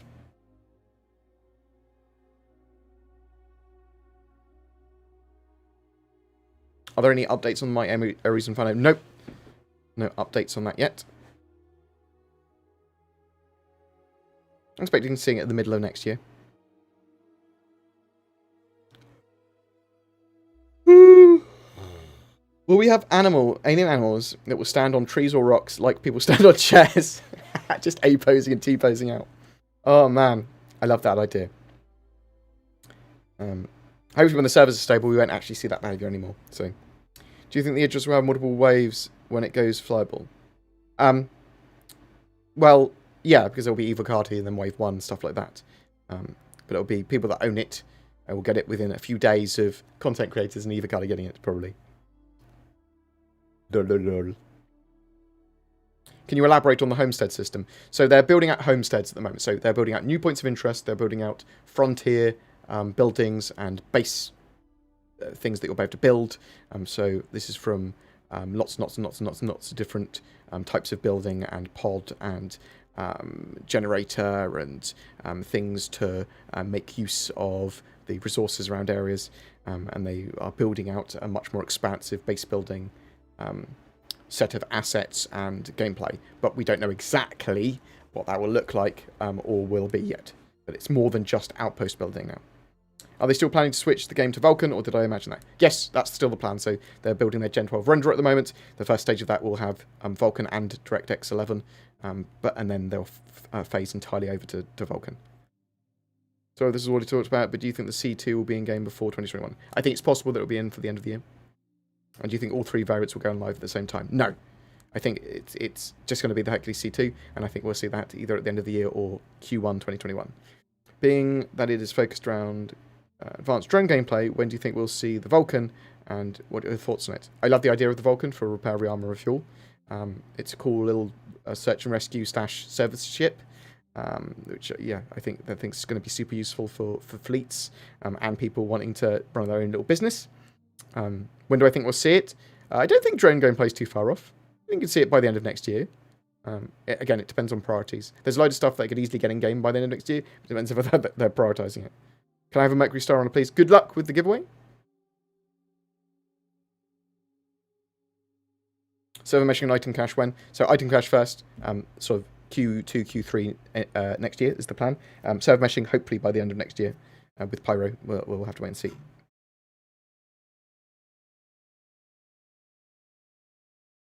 When we have the new roadmaps towards the end of December, we'll see in a bit more detail what Cloud Imperium plan. What is your opinion on the armor set sale they introduced as all new? It wasn't all new. Well, I suppose the sale of it for money was. It's sort of pointless to buy it with real money. Get in game. On the vehicle menu, what is the track button in the last column used for? The vehicle menu track. Oh, so you can find out where your ship is. You can have multiple ships out. If you click on the track button, it will show you where that ship is. On your HUD. How do you get the Cutlass Black Best of Show ship? So you will be given, if you own a Cutlass Black that you've either bought previous to or during the Intergalactic Aerospace Expo, so you could own one from last year or whatever, you will be given that skin at the end of the Intergalactic Aerospace Expo.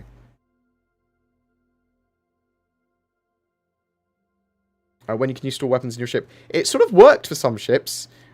Expected with iCache that it will sort of work for all of them around then. So next year at some point, they're obviously building that physical inventory system out. It is a priority.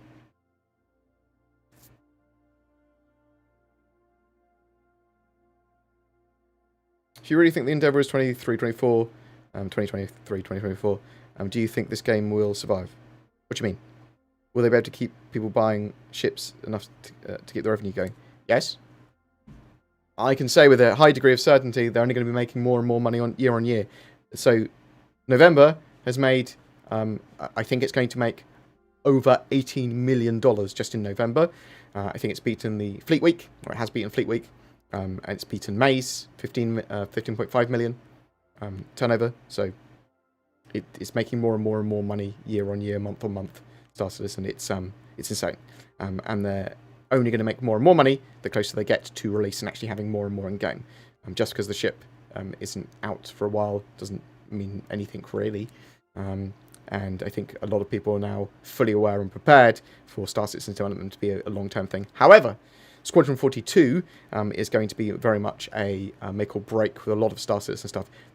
That needs to be a genuinely great game. If it's trash, then I think a lot of people will go, I'm not so happy about them making Star Citizen if they made Squadron 42 bad. So Squadron 42 needs to genuinely be a great game. And I suspect it genuinely will be. I mean, it's one of the reasons I've been covering the project for so long. And I love the project. But it's also going to make them a huge amount of money when they release that game. So. But there'll be more and more and more and more and more Star Citizen stuff to play. Oh, thank you very much, Morphologists! Thank you very much for the raid, sir. Very much appreciated. I appreciate the Morpho raid. I was talking about you earlier, saying I love your videos. And I love subliminals as well. I hope you're doing well, sir. Thank you very much for the love. We need to... I suppose really realistically, the only time next time we're going to meet is going to be at a Star Citizen event. Probably in the UK or Europe. But I look forward to seeing you again, Morph. I hope you're doing well, sir. I look forward to your next video on Star Citizen or anything that's super pretty. That I can also then show my editor and go, Get that good. And she goes, no, I don't know how he gets the shots of the ships. They're all high-end shots that don't make any sense. So I know, they look great, don't they?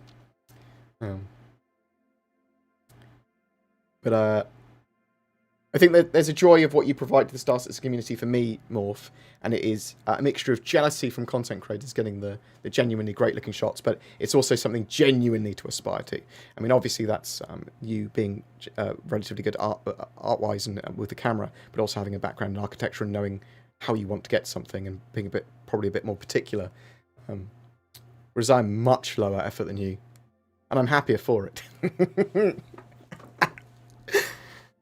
But I'm glad you're doing well, sir. Thank you so much for the raid. Very much appreciated. Feel free to ask any questions you want. I sort of just sit here, pretend I know a lot more about Star Citizen than I actually do, and you can ask questions, and all those answers are going to be, oh, no, I reckon, or donate. But yeah, appreciated.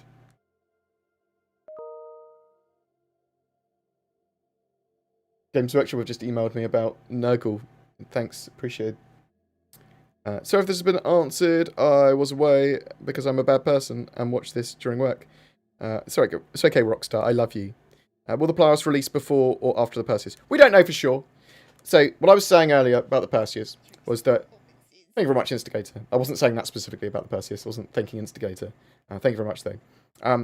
So the way Star Citizen are developing ships now is that they're doing a lot more strict reliable where possible, so we don't necessarily see the concept phase. When we do see the concept phase, they've said, where sensible and possible, they are going to try and take a concept straight into development.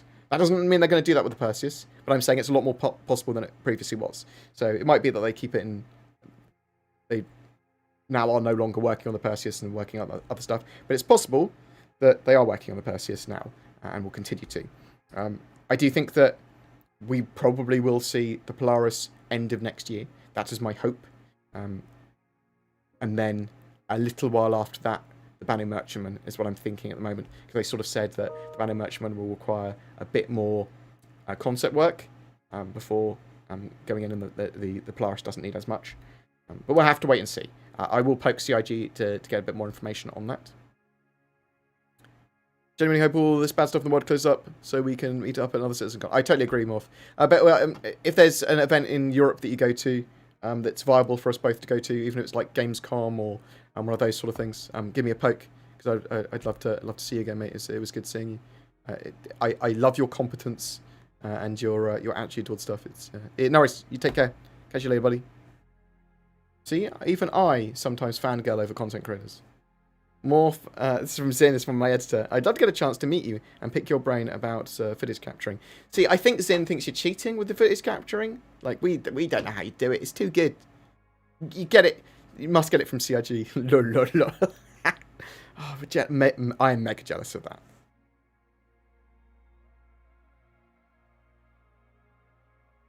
What else do we have?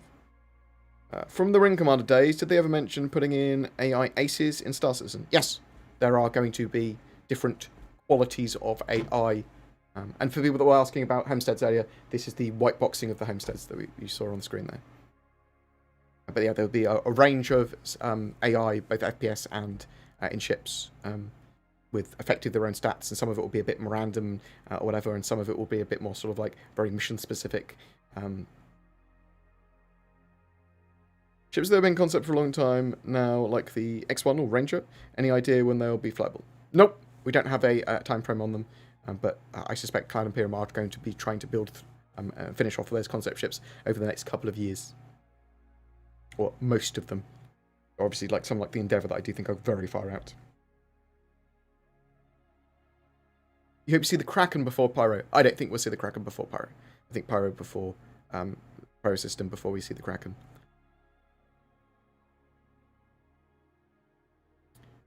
Is there any news on the Banu Merchantman? Nope, no new news on the Banu. What do you think the price increase means? I think it means it's worth more money and it's more expensive to buy. But it's obviously getting closer to release. They're going to want to normalise the prices, so bring them up to where they see the ship. I mean, I'm expecting to see the ship $600 once it's actually live. $550, $600. Is there any news about Squadron 42? No new news, really. We're waiting on the monthly report when December rolls around. Next couple of days. We'll see a monthly report shortly after that for Squadron 42. We should see a Squadron 42 update in the roadmap when they release those new roadmaps as well. And we might see something else by the end of the year, because they like to show some bits off about Squadron at the end of the year. But will we be able to fly ships we don't own in an offline testing mode? Well, there's Arena Commando.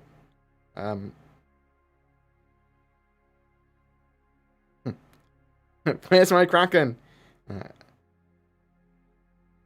When do you expect the Perseus Q&A to be answered? Next Wednesday? I would expect. Orion had a price bump as well. It's 575 now, isn't it? When do you think we'll see the Idris flyable for backers? So we're going to see it in-game to fight against or for our protection in 3.12 by the end of this year. When is it going to be in our hands? Probably around the same time Squadron 42 comes out, maybe a quarter afterwards. If you found the money under a rock and wanted to buy a Corvette, what would your choice be and why? I have just bought a Perseus, because I got a load of donations towards it over the last few weeks. So I bought a Perseus. The idea for a lot of the ships I buy, especially when they're ships I buy with donation money, they are going to be community ships. My Javelin is a community Javelin. I got that from referrals, but it's still a community ship. The Perseus is going to be a community ship. And what I mean by that is that we'll mess around with it on stream. People don't have to worry about breaking it or destroying it, or would have some silly plans with it as well. But I want people to be able to experience those ships and mess around with those ships, even if they don't own them at the earliest possible stage. I'm $170 away from Legatus Navium. Should I get a Perseus? You're a monster, Riddick. You should donate that money to me. I do love the Perseus. Maybe you should upgrade one of those ships to a Perseus.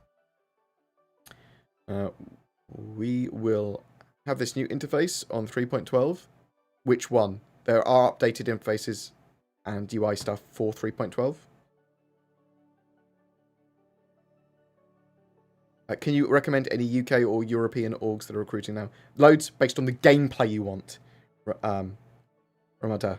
There's loads, but it's based on the exact gameplay you want. Check out my Org Spotlight series that is mostly accurate still. Do you think there'll be any Kilrathi or even Nephilim Easter eggs in-game? I think there'll be really light references and Easter eggs, yes. Would you like to... Yeah, I'd like to reference, but you'll see references and that sort of stuff to lots of sci-fi as well.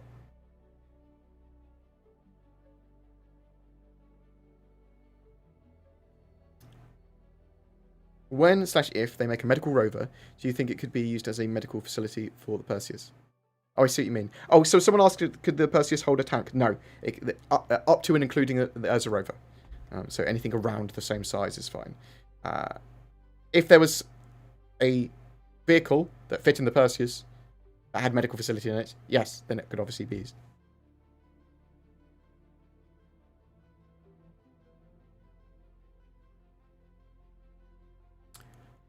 After release, do you suspect that a pledge ship can be sold in-game for UEC? Yes. 100%. 100% citizen shenanigans. And lifetime insurance will follow the hull around as well. Do you own a Javelin? What's it like? Yes. It's like having a really expensive JPEG that I can't fly because it's not been released yet, but I do have one.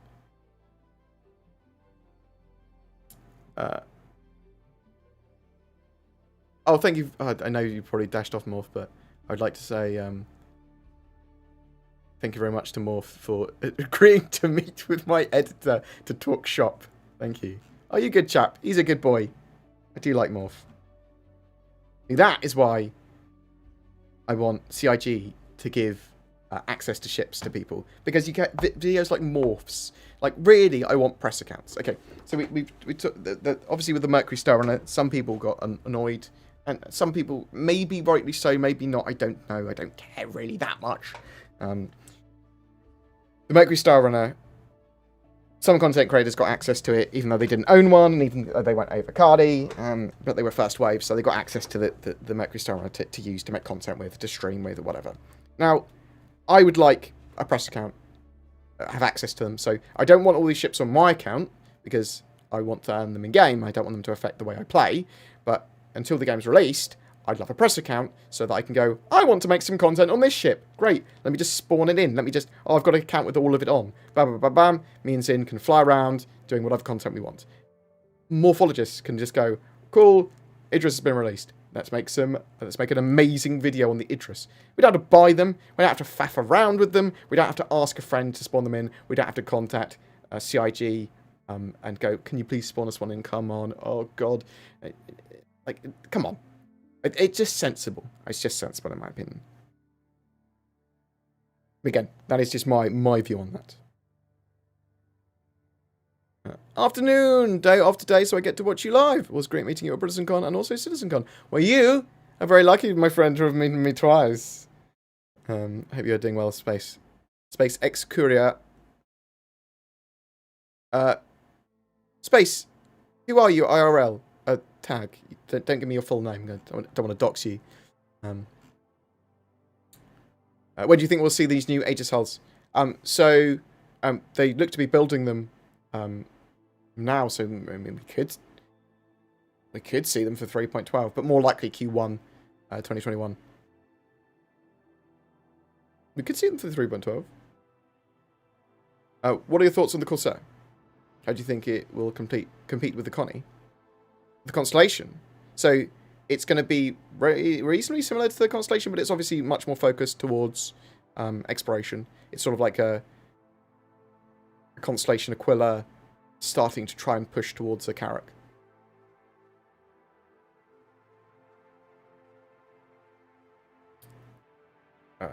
Morph Architect's Morph's Architect video reviews are brilliant, really inspiring, and is the series that made me pledge. So the thing is that a lot of people that don't really know what Star Citizen is, or care about Star Citizen, or want to play Star Citizen, will watch one of those videos and just go, wow, that's beautiful, that's interesting, that's cool.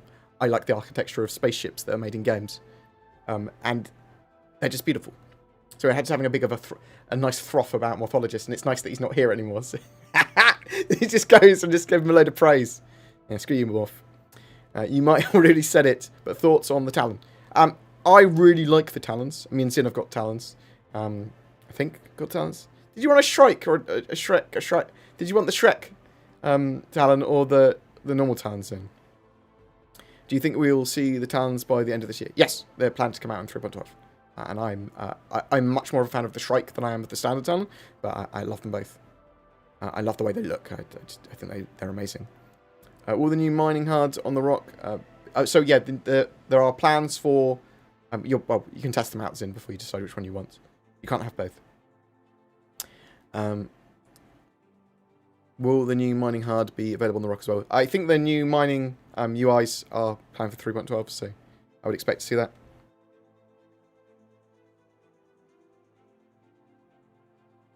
Easy to make money selling $1,500 chips to loonies. I think that's a little unfair and a little unreasonable. Some people have huge disposable incomes. Some people want to pledge towards stuff. Some people give hugely to charity. Some people give hugely to projects they believe in, or Kickstarters or whatever. And if you've got huge disposable income, if you've got a huge amount of capital, wealth, or disposable income, why not? It's not clear to me, does every Carrack owner receive the new Carrack helmet? Everyone, not even just Carrack owners. Every person that is, I'm not sure it's just every account, or if it's everyone that was at the IAE, has gone to the IAE, and will receive the Carrack helmet. But it's people, not just chip owners. People will receive the helmet. You don't have to own the Carrack. Once server meshing comes in, do you expect an immediate explosion of location content? It is a bottleneck for a lot of other content, and I suspect the next quarter will have a lot of other content. Obviously, Cloud Imperium are building a new studio, or Tobin are building a new studio specifically to build gameplay area and star systems, or largely to build gameplay area and star systems. So, take that as you want it. But iCache has been a bottleneck for a huge amount of content. That's true of all of the core systems of Star Citizen and server meshing and a huge amount of other stuff. It's all needed for more of this other content to come in. Do you think there'll be at some point where people/streamers following the real race to space/Mars will feel excited to look into Star Citizen as well? Star Citizen is a cool game. Star Citizen is a cool project. I think a lot of people are going to start to pay it more attention in a more serious manner. That is, ooh, rather than. I hope that explained it to you. Does ex-carrot owner also get carrot cam? Everyone gets the carrot cam.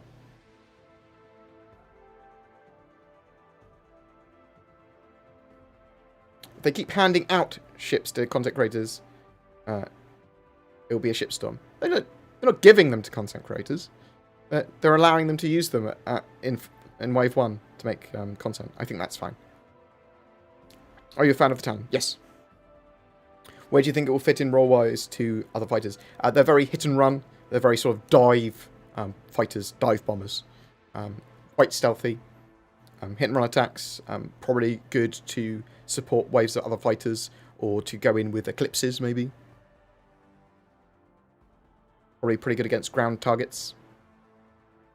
From the wing command down, we talked about that.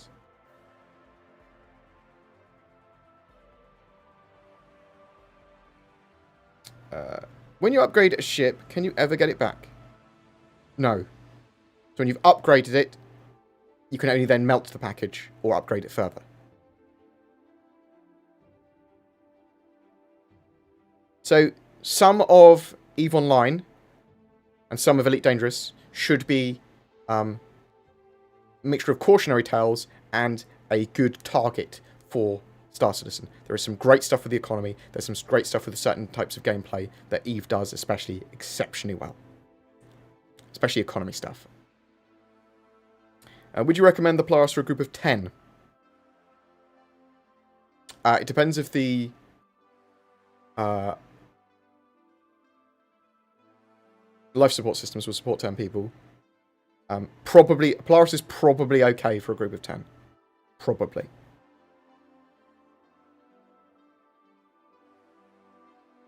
I can't remember how many.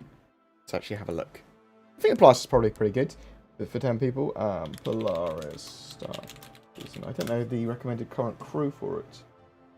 Yeah, it would be perfect. 1 to 24 crew recommended. That's what it says here. But yeah, that'll be probably pretty sweet.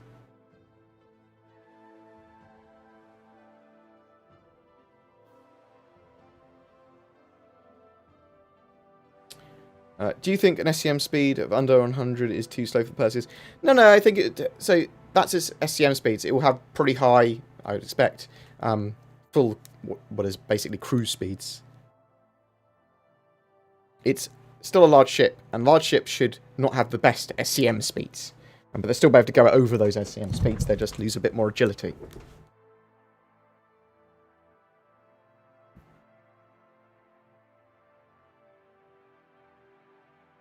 I love the Perseus. I love the Perseus more than I like the Polaris. Do you think we'll see star events like comets, meteor storms, nebula, or novas in the near future? Nebula, yes. And the others, they want space weather. They want lots of other stuff going on, so yes. If you somehow manage to capture a Vandal kingship, could you sell it? Vandal ships often explode when they're captured, but not always. Is one of the things they said, which is why it was hard for them to capture the scythes originally. I think in the future you'll be able to capture things like the kingship. However, Squadron 42, for example, the kingship isn't fully, in the interior isn't fully done, even though I believe you do board it at one point, or fight on it. So they've just built what they need for it, so it will be a while before it's in a capturable state in the persistent universe, even when it's in there, in my opinion.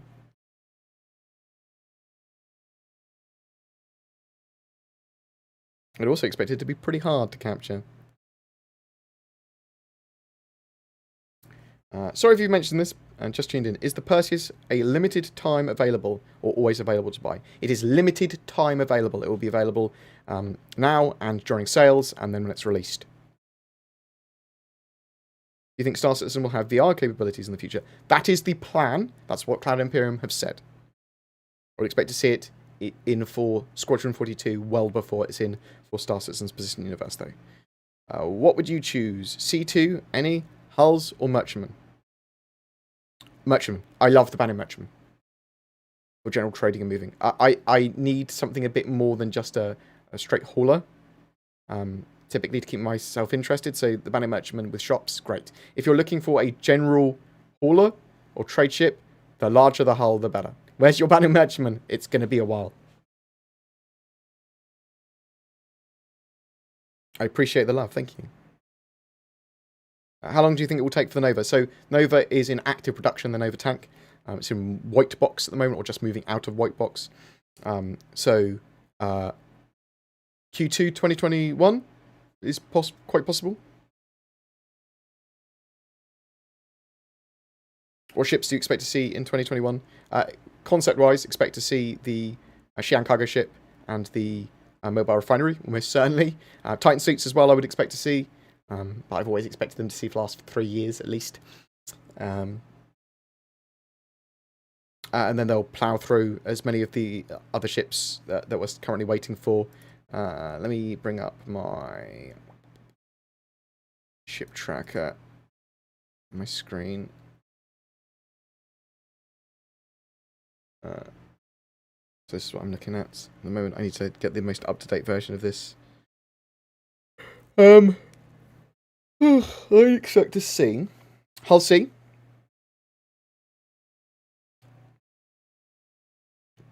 Taurus between now and we could even see the Taurus by the end of the year.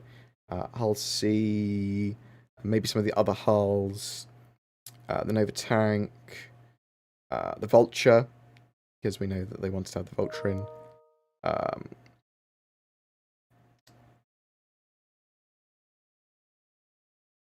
Hercules C2 if it's not already in by the end of this year.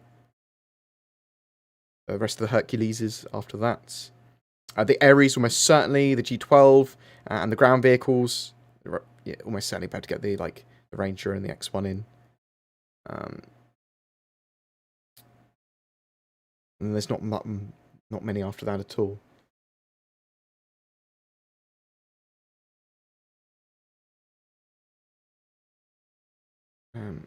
We're just lightning round the last of the questions and have a quick chat, and then I'll dash off after that. Does anyone know what the unlabeled room in the Corsair's brochure will be? Is there an unlabeled room in the Corsair's brochure?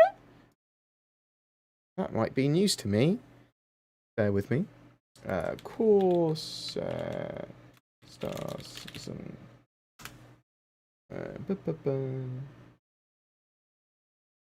Set sail the stars of the Dread Corsair. Right.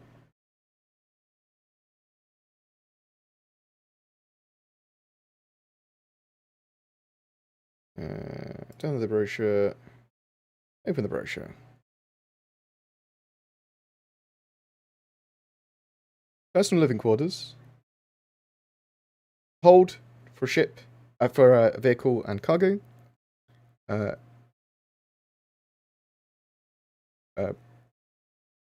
Beds. Captain's quarters.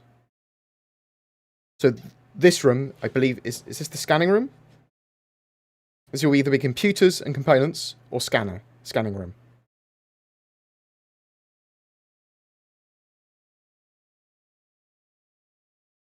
Because they'll want to have a full scanning suite on the ship, for sure. And then they'll need data storage, computers, and component area. Boop.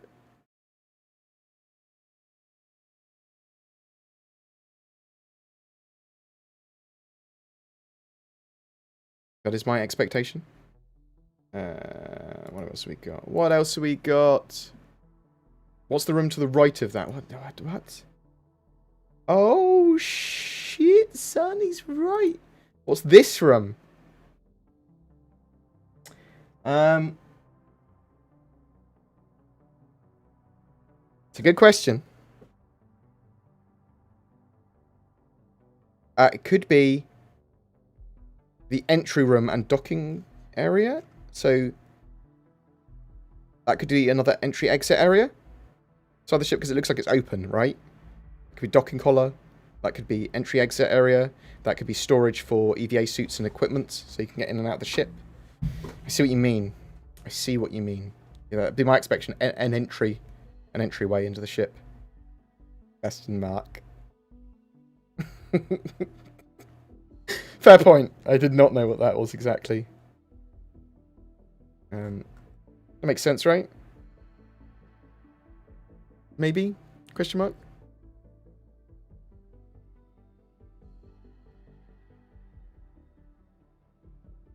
I do appreciate people joining me for these. I just sort of chat about life and Star Citizen and answer questions, and the content is literally from people asking the questions, for the most part. And then Morphologist raids me with 1 billion people. Is there a toilet? You can just piss out the airlock. There's always a toilet on the spaceship. You poo anywhere near an airlock and open the door. But yes, the Corsair has a toiletty room. A poo-poo room. Typically anywhere that has bunk beds for more than a couple of people will have a toilet. When will we get tractor beams? 3.12 has the handheld tractor beams, and then I expect them to continue making them from there. So we should probably see more towards next year, towards the middle of next year. When do you think we'll see the 600i rework? I don't know. I know that they wanted to put that in there at some point soon, but I'm not sure when. Can you buy all the ships with in-game money? Almost every ship, so pretty much yes. And you'll be able to buy them off players, the ones you can't buy with in-game normally. So there's only a couple, and you don't necessarily ever want them. It's like the Promo Mustang Omega, which is an AMD branded Mustang ship, and there's the Saber Raven, which is a slightly cut down Raven with an EMP. I appreciate the love. Thank you very much. But yes, get everything in game, Dr. Tingler. Or Tingler. Because all you need is a starter pack, and that's all I'd recommend most people buy. Some people want to go a little bit more, maybe get like a Avenger Titan or something like that, or Nomad now, whatever, but all you need is the starter ship, bam, you can buy everything else in game. Hull D when? Don't know. Sometime after the Hull C, expect to see the Hull C next year. When will they work on the FPS part of the game? Very robotic. So they're working on that as part of the Theatres of War stuff that they're doing at the moment, but also there's more and more networking improvements that are coming into the game. We'll have iCache next year, we'll have server meshing, we'll have much more advanced networking stuff, so it's all being worked on simultaneously. If I bought a Merchantman when it was cheaper and now it's more expensive, can I CCU it for the new price? Yes.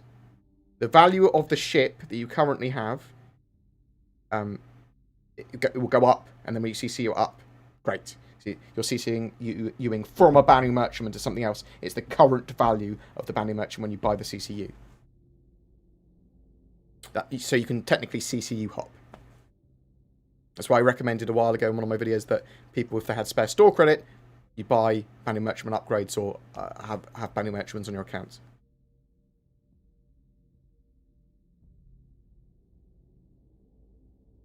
So can the Corsair do data running? Probably to some degree. And I think the Carrack can probably do data running to some degree.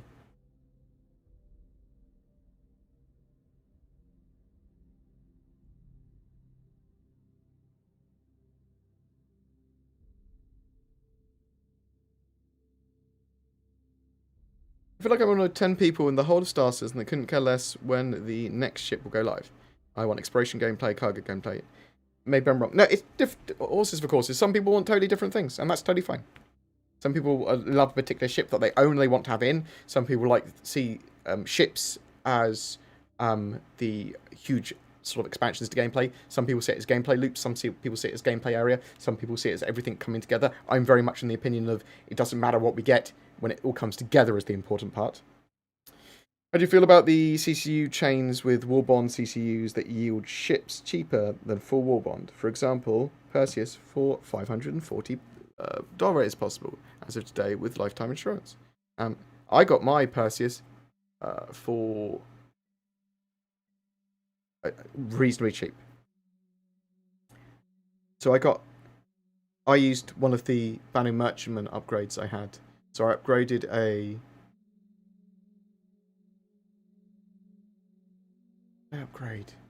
upgraded a mole to a Banning Merchantman. No, I didn't. I used an Orion upgrade. And then I basically got my... I think it cost me about $400 for my Perseus in total. And I was like, win. But that's because I'm obviously spent a lot of time researching starsets and stuff, and I've sort of like min-maxed my my CCUs over the years.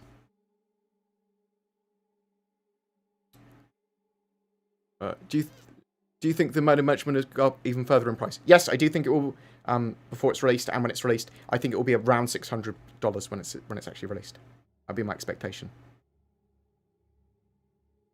How many people do you think you will need to effectively run a Banner Merchantman? You can get NPCs to run the shops there. I think that's going to be one of their focuses. You might even be able to run it effectively with one person because of that. As long as you get NPCs to run it. And we'll have to wait and see exactly how they plan that gameplay out.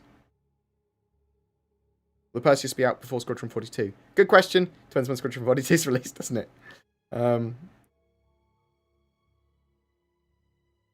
Got your Perseus for $30. CC from the Carrack. Well, you had to buy the Carrack. Confess! What am I confessing? When will we be able to play as part of an organisation? Maybe a little battle or something? You can organise stuff now. I'm hoping they put much more org and org tags and org-centric gameplay in, so we can have org v org battles soon.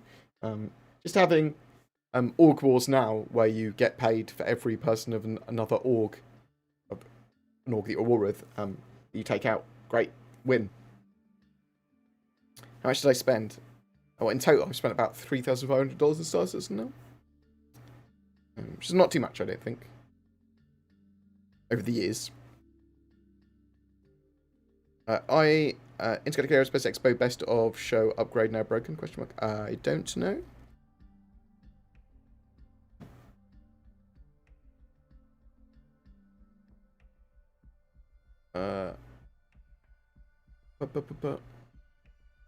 Can you see some specific missions coming along for the Mercury StarRunner soon?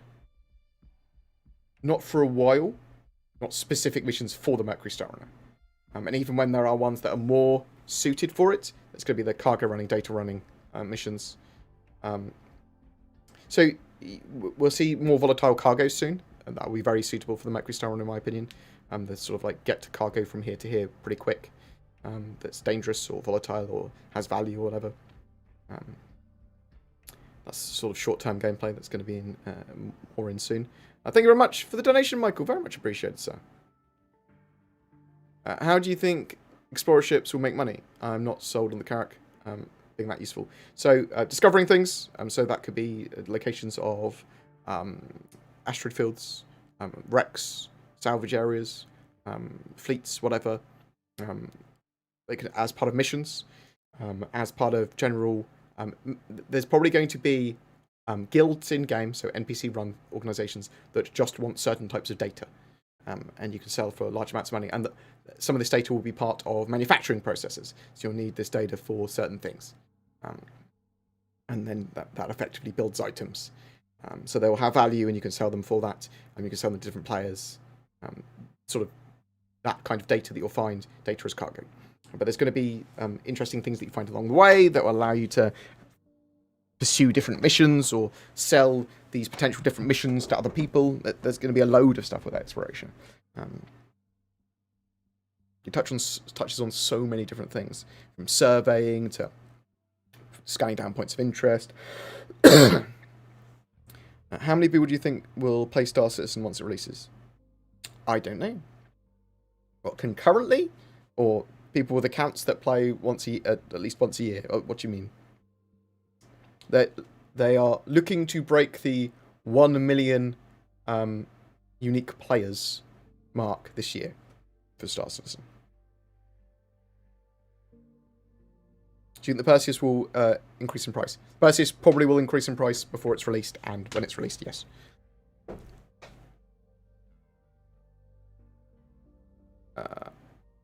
Will the Sabre Raven ever be viable? Yes, I mean, they'll balance EMPs, and they'll have a use, for sure.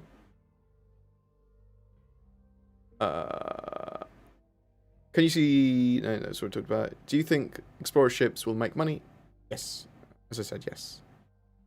Will they continue to sell ships after the game goes live? Yes, but exactly what is the question. So they're going to be selling game packages for sure, up to a certain level of game package. So you're about to buy the game package with a starter ship, but can you also get that with a constellation? I wouldn't care if they also sold new concept ships or straight deployable ships for real money to get them immediately. As long as they're available in game, I don't really care. But that's just me. Some people will be like, that's pay to win, fuck off. And I'm like, well, I don't care about inequality in these sort of games. It's more about getting more people in, doing more things, so that there's more opportunities for me. But that's just the sort of player I am. How am I today? I'm doing alright, Pritorox. I'm going to stop pretty soon, though, because I'm thirsty and hungry. And I want to check on my parents. Can they redeem the Redeemer? Yes, for sure. I think the Redeemer is going to be pretty cool when it's done. They have... You can see the latest updates to it probably in some of my videos. I've got some shots of it, of the concept model from the expo, so I'll do a video on that at some point. Do you think the A2 will be able to transport a Nova in a pinch? Yes, it can transport a Nova tank. It's got room for it. C2 versus M2. I like the C2 more because it can carry 2 Nova tanks. And that's what I would use it for carrying tanks around.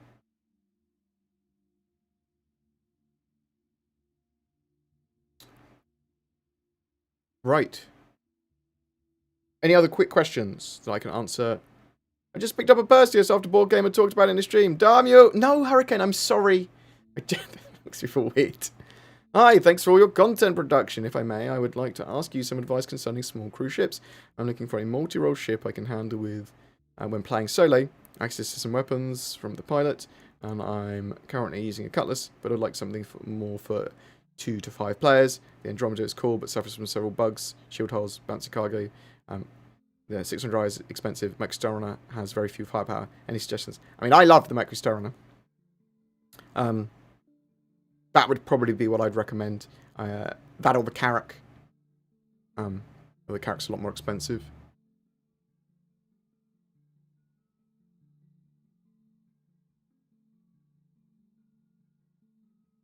You think the Merchantman is going to have a med bay? Oh. Semi-modular with shops and stuff. I don't know. I don't know if it's got a med bay. I would expect it to have a med bay, yes. Because of the nature of Banu ships. But I cannot guarantee that. Do you think they'll release the Perseus and Polaris together? No, probably not. How rare will the Bengal be in game? Very rare. No one currently has a Bengal. Resolve an argument in global chat. What is the best solo ship? Best for what? For mining? It's the Mole. No, it's the it's the Orion, the best solo mining ship. Lol. Depends. Depends what you want your solo ship for.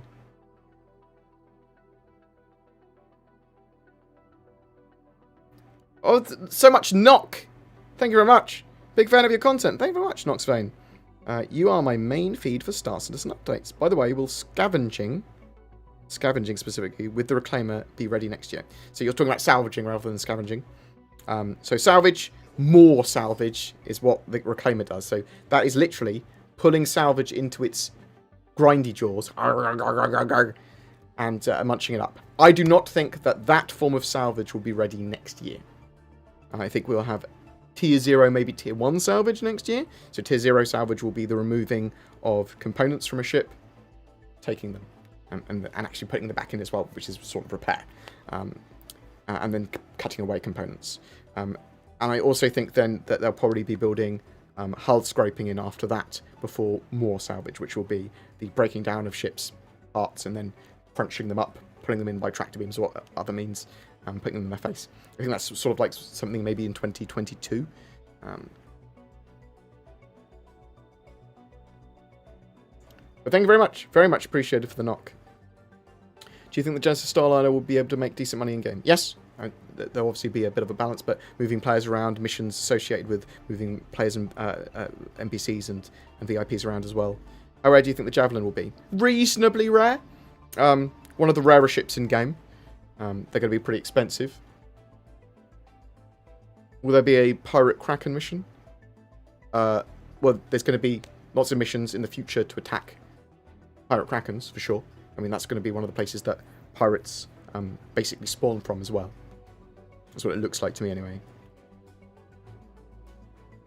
Is the hydrogen consumption on the Mercury Starliner currently bugged? So, it doesn't intake enough hydrogen fuel. So its intakes are currently not balanced properly. So expect them to fix that for 3.12. On your website and in the video regarding it, you said you expected the Polaris in mid-2020. Do you have a new opinion when you think it'll be? Well, I don't think it will be mid-2020. So a lot of it's based on the priorities of CIG, and obviously they haven't prioritised that, and it looks like Polaris-wise, at the earliest, you'd have it end of next year, though I think it's probably going to be more 18 months away. What's your favourite ship and why is it the colours? I love the Mercury Starliner probably the most at the moment. Cutlass is high up there, for sure. I love the Carrack. Mercury Starliner Carrack. Probably top 2. Hurricane Warning, thank you very much for the sub. Very much appreciated. Take my sub, I appreciate it, thank you. How good will the Talon Strike be for killing pirates? It depends on what ship you're engaging. And are you just by yourself? The problem with the Strike is that it hasn't got much stamina. Once it's depleted its load, as it were, it's pretty has to run.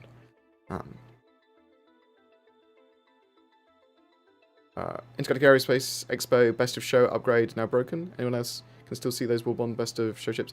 See if they fix it. Or maybe they're changing it over. Because technically it's not the Best in Show day anymore? Question mark? So let's have a look. Obviously this was the first day when there was nothing new. I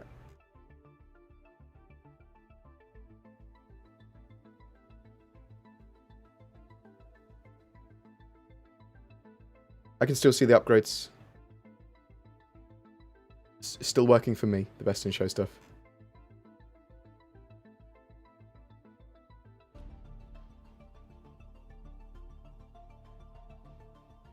But yeah, so with the Intergalactic Aerospace Expo, still on until, well, the 2nd of December is the last full day. So check it out. You can rent all the ships that were flyable during the Intergalactic Aerospace Expo from the rental kiosks downstairs. So test out the Mercury Starliner, the Carrack, the 890 Jump, for sure. Like, they are great ships. So yeah, please do that. And you only need to buy, if you haven't got a game package yet, just buy a game package, the cheap one. Get a cheap one. That's what you need. You can get everything else in game. Join an org, play with their ships. More bums on seats. We need more crew than we do more people with more ships, eh? Has there been any updates on the Corsair that you know of? No. Beyond the model that they showed off at the Intergalactic Aerospace Expo, no. No new updates. Where is our Titan suits? More power armor. I don't know. They haven't talked much about Titan suits for a while now, so... They did say they wanted to prioritise them for Theatres of War, or at least they were going to be more of a priority for Theatres of War, because they wanted them in that. Thoughts on the Misk Endeavour? Love it. It's one of my favourite ships. Really like the idea of science gameplay, but I think it's going to be a long time before it's in game. How many fighters can the Polaris hold? 1. Probably 2 really little ones if you fit them in right. Do you think CIG should make the 30k errors more specific? Yes, I do actually. I think that's a good idea. You can report them easier and understand what's going on better. And logs. I think we should have better logging client side so we can understand what's going on. Do you think the reason they started the 5th studio... I think it's the 6th studio actually. So, what do we got? LA and Texas studios. That's 2 in America. You've got Frankfurt. And then you've got Winslow, Manchester. And then you've got Derby. So that's 5. And then the 6th is New Turbulent Studio. And then technically also Turbulent as it is at the moment. But New Turbulent Studio, 6th.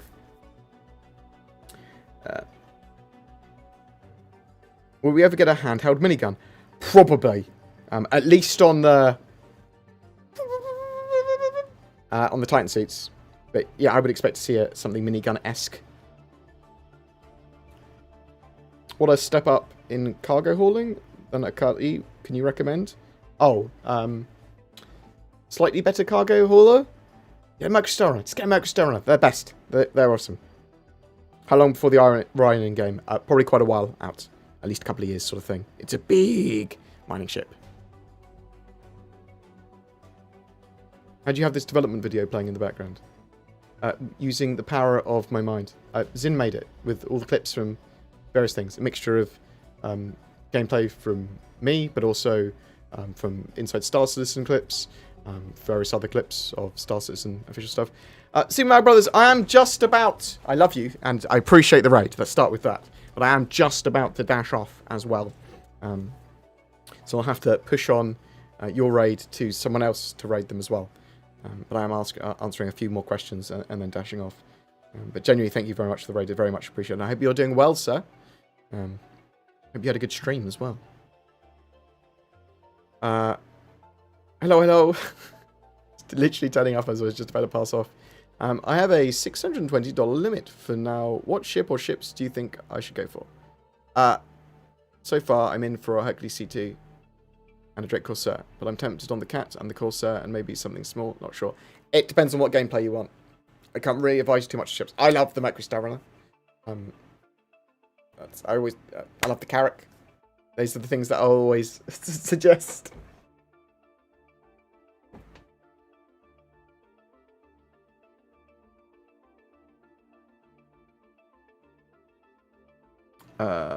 What we got? We don't have any new information on the Merchantman. Nope. Would the Banner Merchantman be a good at combat and piracy? Not really. I mean, it's not going to be total trash at combat. Like, the Banner ships are made to also be used in battle if they need to be. And it's got, from the concept, big guns at the front.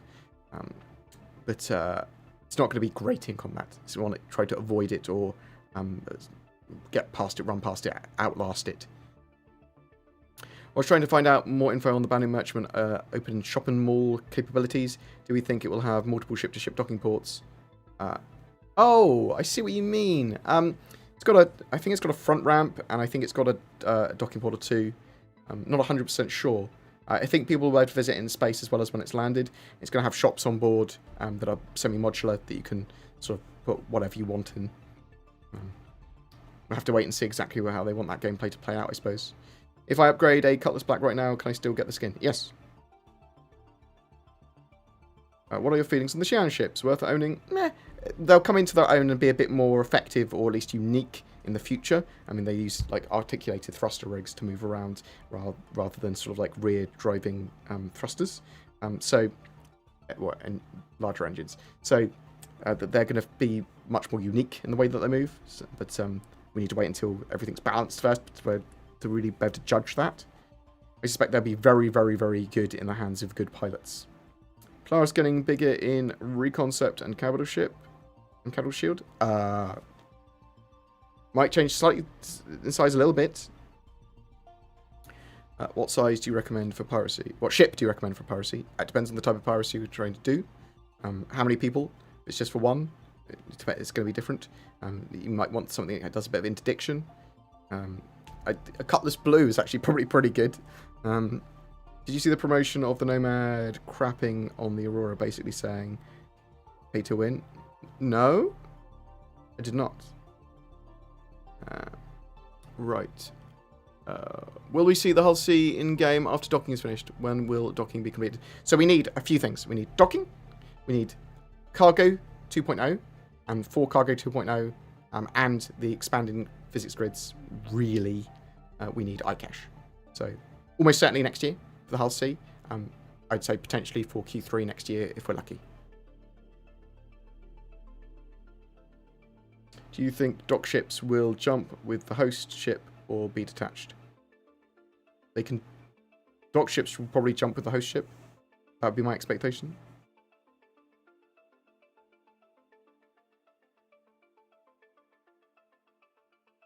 He said, "I'm not getting off, Skyco. That means a different thing. I do enjoy these, but not that much. What are your feelings on? I talked about that. It's all good. I don't mind answering a load of questions at the end. It seems makes sense to do. Right, I am going to dash off, as correctly said. Thank you so much for joining me today. It's very much appreciated. I'm going to find someone else to stream. Let's raid them on the Twitches. But yeah, so me and Zin are planning to start streaming regularly on the Monday and Friday is the idea. Now, one of those days might be one of these just chatty streams. That probably works. Maybe we'll stream on another day as well. So, but on the Monday or Friday, chatty stream, a Star Citizen chatty stream. On the other one, probably just us playing lots of different games and probably some Star Citizen throughout the day. Probably on the Friday for that, maybe. I don't know. I'll work something out. But I want to start doing streaming a bit more, and I want to play a few other games occasionally on stream, in addition to more Star Citizen content as well. So I'm going to pass you over to Moist Noodle. Give the boy some love, because I love him. So thank you very much for watching me today.